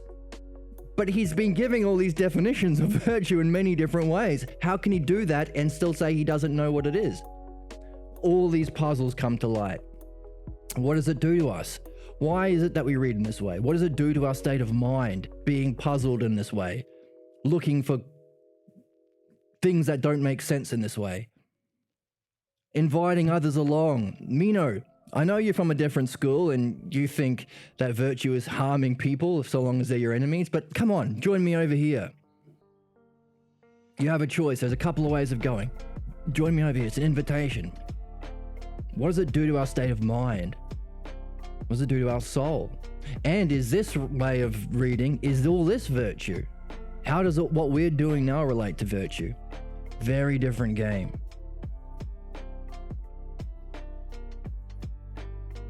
Hermeneutics. That is a fancy word. Let me look up what hermeneutics is, because I want to sound clever. Impress my friends when I drink coffee. I say, hey, by the way, I've been doing some hermeneutics. Interpretation, especially of the Bible. Ah, right, yes, yes, hermeneutics, interpretation, right. So we're not doing hermeneutics, we're not interpreting, we're not adding to what is there or leaving out what isn't there. We are saying every single word is important.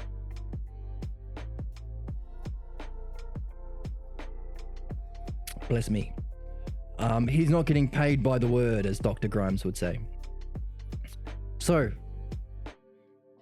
we want to leave our interpretation. Whenever we start to interpret,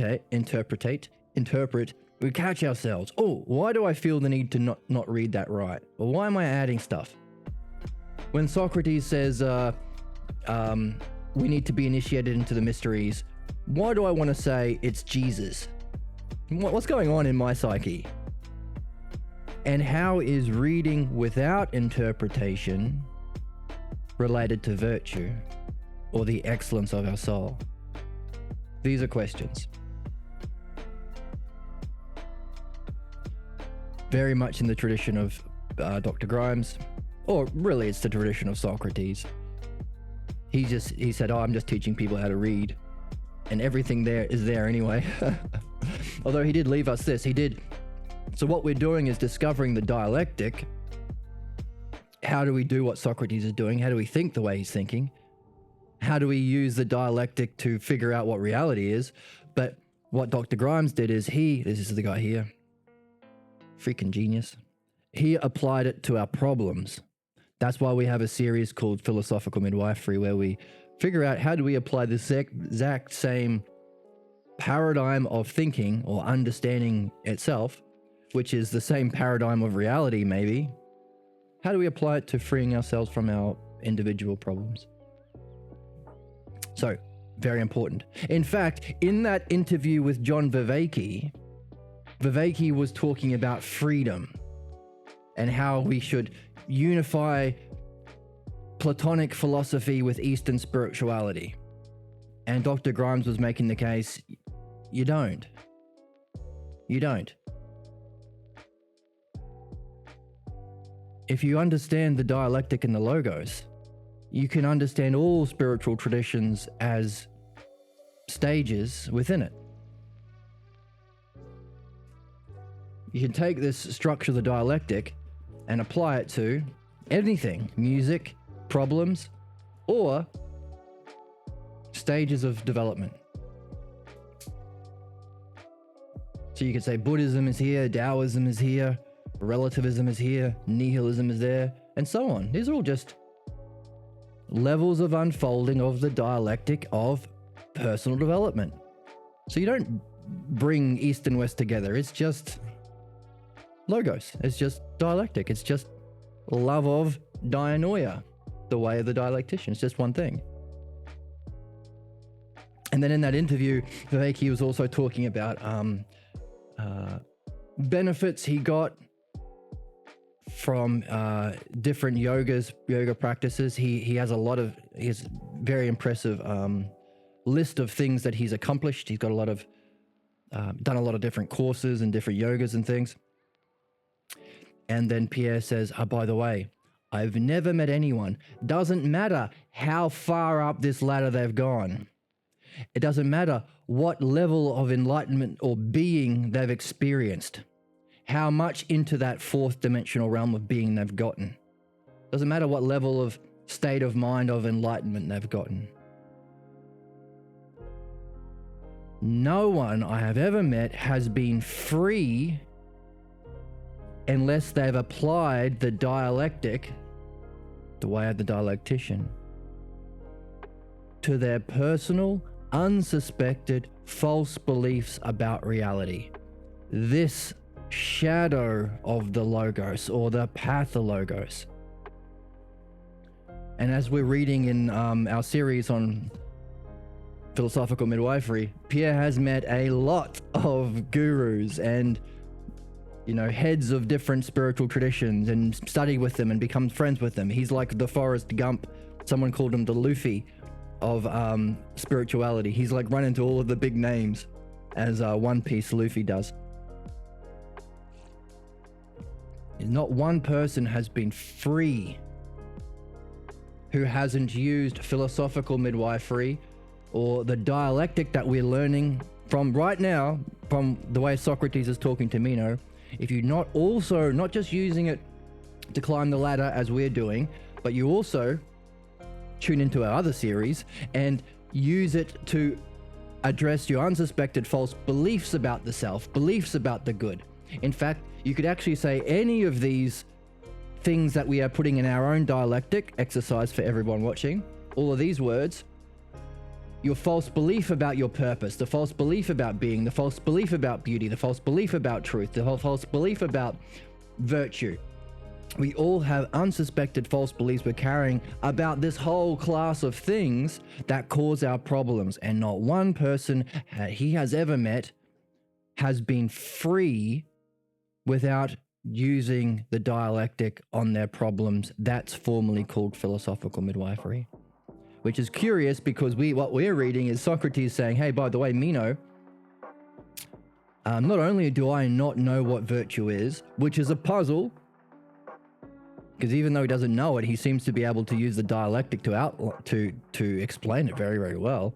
He says, not only that, but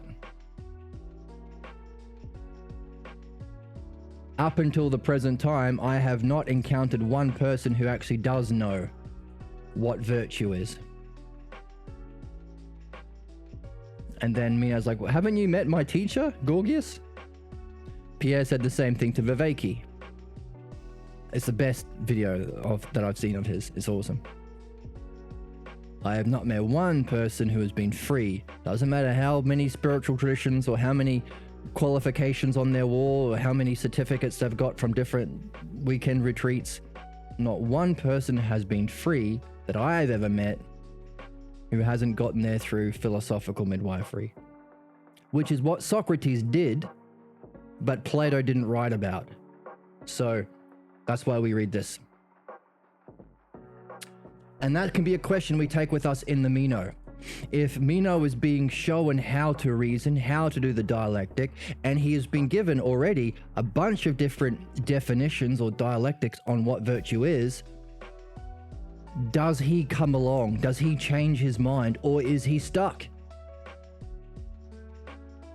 If so, we can bring with us a question: how does that relate to what he is lacking? Philosophical midwifery. So we don't know yet what's going to happen with Meno, but it could be that even after Socrates, who's the man, you're not going to find someone better at dialectic than Socrates. Even if, I don't know if that's true, but Socrates is amazing at it. He's like, if you're going to run into anyone, it's Socrates. Now, if Meno doesn't get persuaded, could that be because he has a block and he's not free to do what? Free to follow the logos. That's what we want to use our freedom for. Not free to become rich or free to become famous or free to, I don't know, whatever. Free really to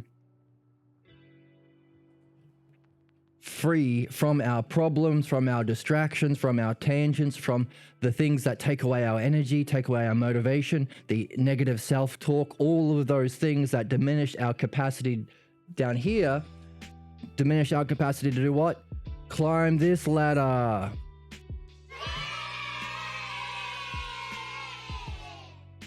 So, that's a question we can take with us as we read.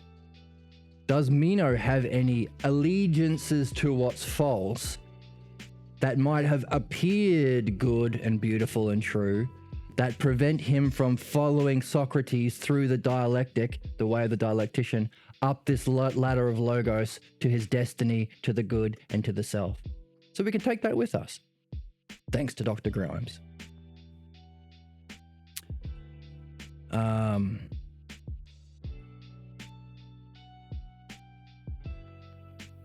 Yes, Vivek, he doesn't have dream work, so he misses a powerful Platonic theological principle. Well said. So if you ever get on his channel, Des, that could be what you could talk to him about. Introduce him, invite him, the same way Socrates is inviting Meno. That's maybe that's part of virtue, maybe. Invite him into dream work that you've been doing so much good work in.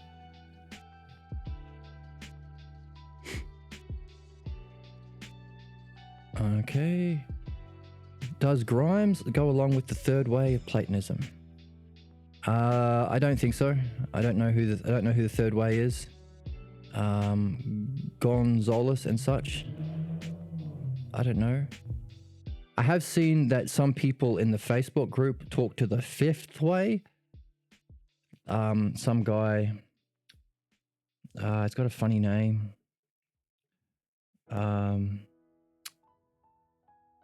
Oh, it's been so long since I've been on Facebook. It's all AI bots now, so.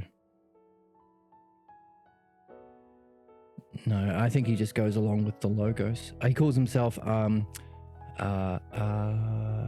Hellenic, because Hellenic has the dialectic applied to being, as we learn from Plato, but also the dream work, as Des is saying, and the midwifery. These are the things that we lost when Socrates was murdered before he was able to teach it all to Plato. So, but thankfully, Dr. Grimes came along and we can pick it up. That's what we're doing in this channel. Non-propositional knowing Platonism. I don't know what that means. Dianoia. Oh, okay. I'm gonna have to look that up. So, have we seen more about why it was theatrically tragic that Meno wasn't interested in a definition that points to the realm of being? Oh, yeah, and like I was saying, some people get into this tradition because they love the understanding, but then you don't leave philosophy until you become initiated, until you master the dialectic to the point, share it with your friends to the point, include it in whatever other contemplation or yogas that you do, until you actually verify what you have understood, dianoia, through the dialectic in direct experience. That's initiation. This is important. That's nous. And as if you read along with the Phaedo with us, you'll see how this is important. And Socrates says, hey, if you go to the afterlife without the initiation, you'll end up in the mud. And then there are various stages of mud that happen, and then you get reincarnated, maybe into a dog, maybe into a donkey, and so forth. But we want to not just free ourselves from the chains of our problems, but free ourselves from the prison of reincarnation. These are all possible reincarnations of animals that are mentioned in the Phaedo. So, but on the other hand, some people come into philosophy because they have started with the experience. There are many different ways of having the experience of leaving your body or experiencing the realm of being. Many. And some people are like, well, hang on a second, that was the most profound thing I've ever experienced. That's changed my life. That's completely changed my outlook. I didn't even realize there was anything other than the physical world. Here I was studying to become a businessman, but now I'm like, well, that seems stupid. That's just physical. There's a whole different dimensions of reality that are out there that right now that trying to master this physical world by collecting all the stuff for me, because that's all there is, just physical stuff, and I want it, so I want to be a CEO with lots of money and I can do what I want. That seems stupid now. But there ain't no one out here talking about it. Talk about it to your family and friends, they make fun of you. Second way, I guess, they call you crazy. The religions don't want you to understand anything. Religion means to be bound by faith or belief that can't be proven or is against evidence. You can't prove whether Mary was a virgin, and there's evidence showing that the world wasn't 5,000 years old, but you have to believe it anyway. That's absurd, and it doesn't help you with your question, what the heck did I experience? How is that related to self and being and reality? So then you realize, the one person or the one group of people who are talking about this realm of being with integrity, with understanding, not saying stay at the realm of belief, but saying you will get problems if you stay at the realm of belief, go beyond it to understanding. So they're not trying to keep you down or oppress you. That's Socrates and the Platonic tradition. The one group of people who are trying to understand this most profound experience, and not just understand it, integrate it. Socrates is using it to help his friend. He's using it to understand the meaning of life, using it to go into that higher dimension more and more and escape the need for reincarnation. He's using it to communicate it to us 2,500 years in the future. Everything he's saying is equally applicable now. So, some people come into the Logos, or I hesitate to call it Platonic philosophy because it's greater than Plato. And also Platonic philosophy sounds like one philosophy among many, but it's not, it's just the philosophy. So let's call it Philodianoia. Some people come into Philodianoia because they've had that profound experience, and this is the art of making sense of it, understanding it, integrating it. Some people come to it from the other side. I love understanding. I see how much it's benefited. I see how annoyed I am at people who are just interested in false belief or faith or prejudice or ignorance.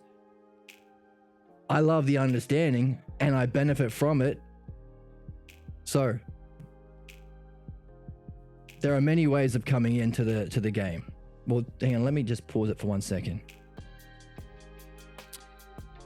So this is the significance of the initiation. You liked the learning, but you stayed before the mystery. So checking in with the chat.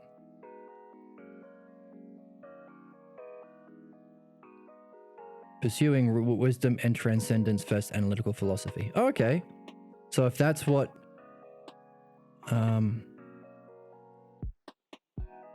justified true belief being a thing that doesn't change, it doesn't deceive. So it isn't opinion. You can change the eidos, you can't... A type of knowing. Right, so non-propositional means a type of knowing that isn't related to physical stuff. I'm struggling to see a definition in the chat for what non-propositional means.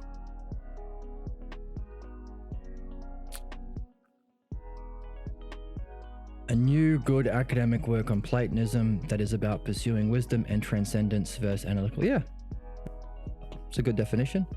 So what we're doing is a new good academic work. I don't want to call myself academic. Kind of a lot tied in with that, isn't there? on Platonism that is about pursuing wisdom. Yes. What is wisdom? That's a question. I don't know what wisdom is yet, but I think I'm pursuing it. I think it has something to do with this experience of nous. It definitely has something to do with the dialectic, but I don't know what it is yet. There is the virtue of wisdom.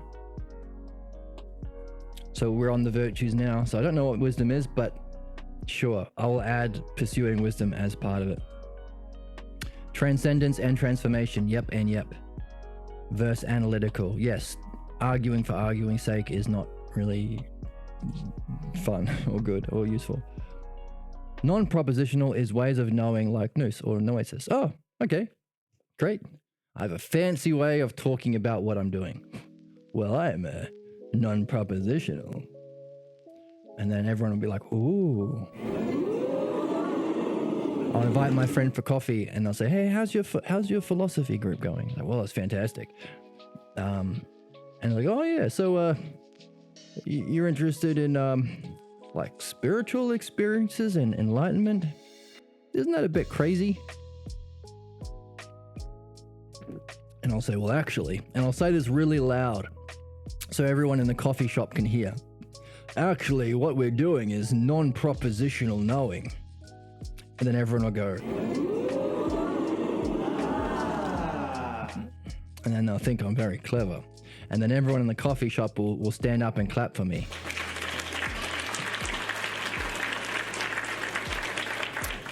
That's the plan for the rest of my day.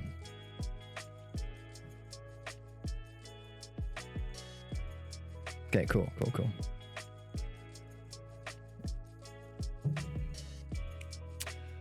So let's read a little bit further, because today's pretty much just been a recap.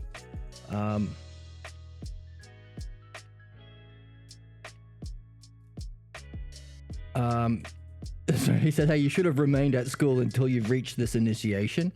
Non-propositional knowing. And Meno says, well, I will stay so long as you keep giving me many answers. Now, our question is, how has that got to do with virtue?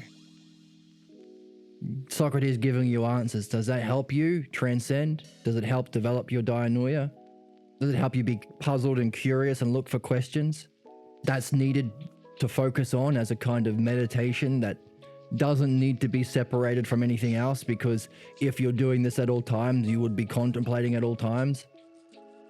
Which was actually Pierre's response to Viveki in that interview. He says, you don't have to join Platonism with meditation. Platonism is real meditation. You're always meditating if you're in this game. You're always wondering about anything, and you're always structuring it with the dialectic. So there you've got your focused concentration, you've got your highest use of your thinking in dianoia and dialectic. You've got your open, curious mind, you got your wondering, you got your sharing it with friends, you got your genuinely, passionately interested, all of the conditions for formal meditation.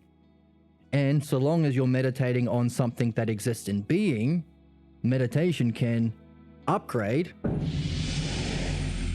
into what we call contemplation. In other words, you can join with it and be non-propositional.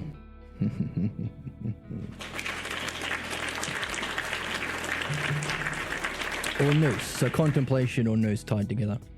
Of course, if you're following along with the Phaedo series, there are levels of reading after having the experience. So he talked about the first level of reading a text, trusting the logos, remembering it, repeating it, a lot of reviewing, a lot of talking to your friends. The second level is looking for the dialectic as far as you go. That's how we're reading this, by the way. We're doing both. We're remembering, we're recapping, we're reviewing, we're getting puzzled, but we're also looking for the dialectic. That's called philosophy, according to Socrates.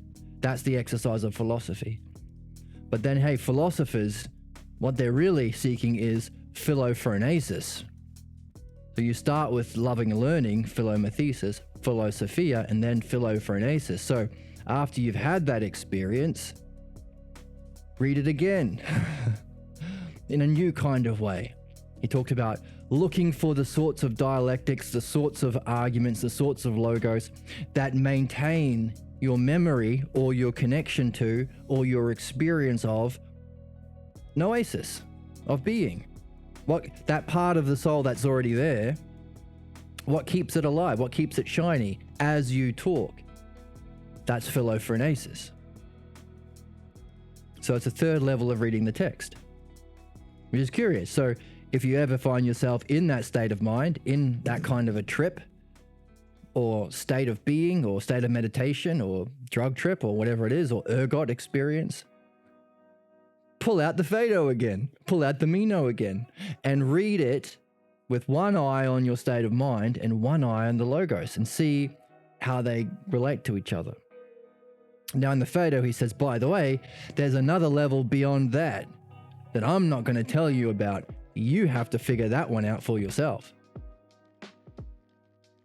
So, lots of puzzles for us that Socrates is giving us. Really sneaky teacher. Sneaky little hobbitses.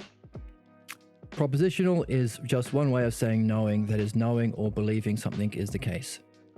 Like assent. But non-propositional is the other way around. Okay. Right, so knowing and belief have two very different meanings in philosophy. One of the problems being is we don't use the word noesis for knowing. So knowing is, maybe that's a way into our puzzle. How come Socrates is saying he doesn't know what virtue is, but he seems to be talking a lot about it? What does he mean when he says he doesn't know it? And he hasn't met anyone else who knows it? What the heck is virtue then? He's talking a lot about it. It's the same for everyone. It's to do with managing well, managing yourself well, and it's always just and never unjust. These are all things we've got so far.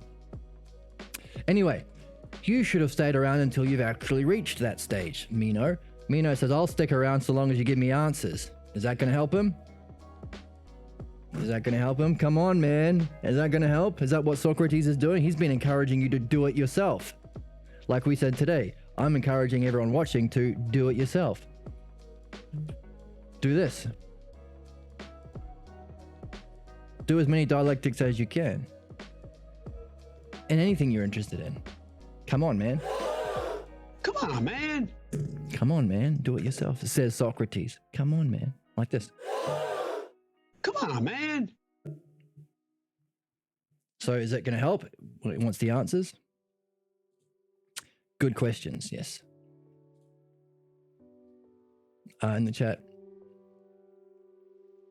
Third way is Platonic scholars finally come around to the idea that they weren't just doing analytics. Oh, good for them. Good for them. So if there are Platonic scholars who are finally coming around to the idea that they're not just doing analytics, then that's great. That's cool. Because we're also reading the Parmenides, and that's fascinating. That is huge. By the way, in that Viveki interview, Pierre Grimes says, hey, do you want to unify all spiritual traditions? It's already been done. It's the Parmenides. But sometimes people who learn about the Parmenides without having read it themselves, the way we're doing here, say, oh, isn't Parmenides just a logical exercise? That sounds like analytics. Really? You think Plato and Socrates and Parmenides are going to waste their time just with a logical exercise? When there's all these dimensions of reality and purpose for being alive, they're going to waste their time? Come on, man. Come on, man. You know what I say to that? That's Flibbity-jibbity nonsense. flibbity-jibbity nonsense. Flibbity-jibbity nonsense. What in the heck are we talking about here? That's what I say to analytical stuff. I hope you like the Parmenides ones.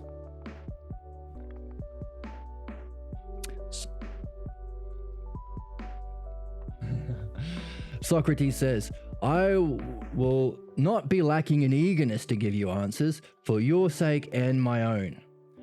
But I may not be able to give you many such answers in this way. But come along then, and you must try to fulfill your promise by telling me concerning what virtue as a whole is, parts to whole, lesser to greater.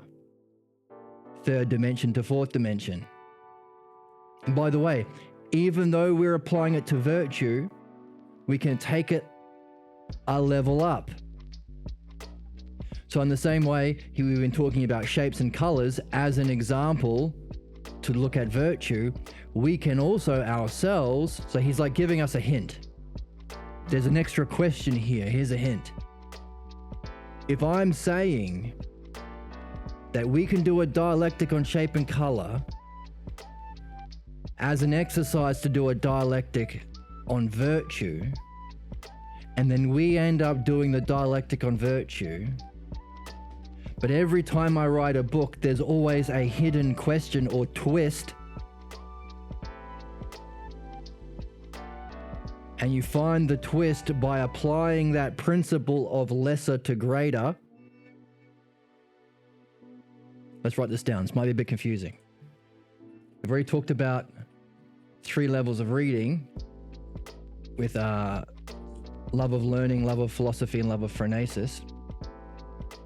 But we've also talked about there's 3 levels of reading in terms of storytelling. There's the narrative. Even when your grandma goes to watch the movie, she can see how this, let's use Inception, how Leonardo DiCaprio does the Inception and gets to see his kids again, and she's happy. You get given the puzzle, the question, and you get given the answer. Everyone can see it. That's the easy one. Every film or story has to have the narrative. Then there's the twist. At the end, he leaves the top spinning, so you have to work out, oh, there's a question.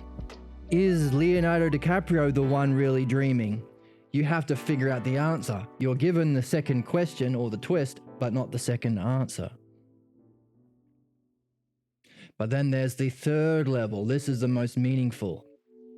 Then you realize, hang on a second, you go on a deep dive on YouTube. But hey, that's just a theory.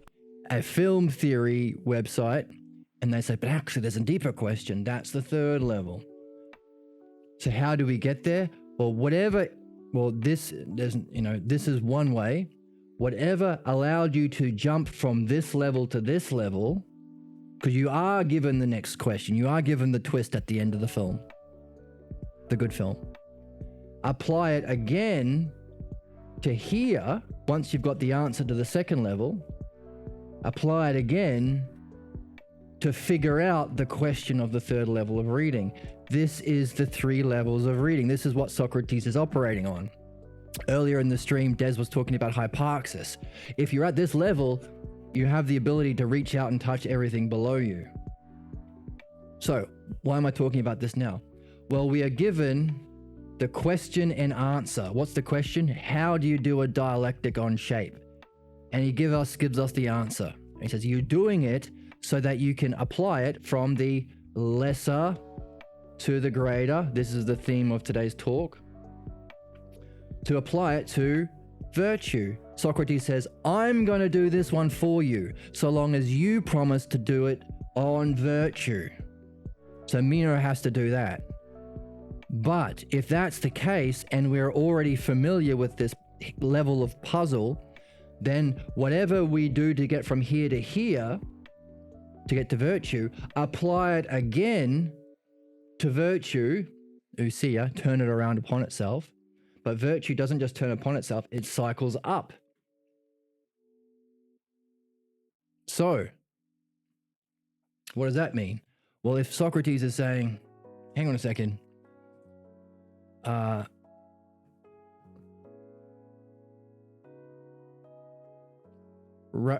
let's talk about virtue as a whole. Does he point to something else in the text that he doesn't go into as a dialectic that's greater even than virtue? That's the missing third puzzle. In other words, does he mention something greater? So the greater is this thing, and the lesser is virtue, that he doesn't say do a dialectic on, and he doesn't give you the dialectic. So as we go from shape to virtue, can we go to this? So everything we're learning about how to do a dialectic on virtue we should be wondering also, what is the even higher level that we can apply this to that will unlock the even deeper mystery of the text? That's reading. Well, that's part of it anyway. So, we're not just learning about virtue. We're not just learning about Meno stuck in the physical world. We're not just learning about virtue in the realm of being. We are wondering about the higher mystery, which you can represent in, we're looking at triads.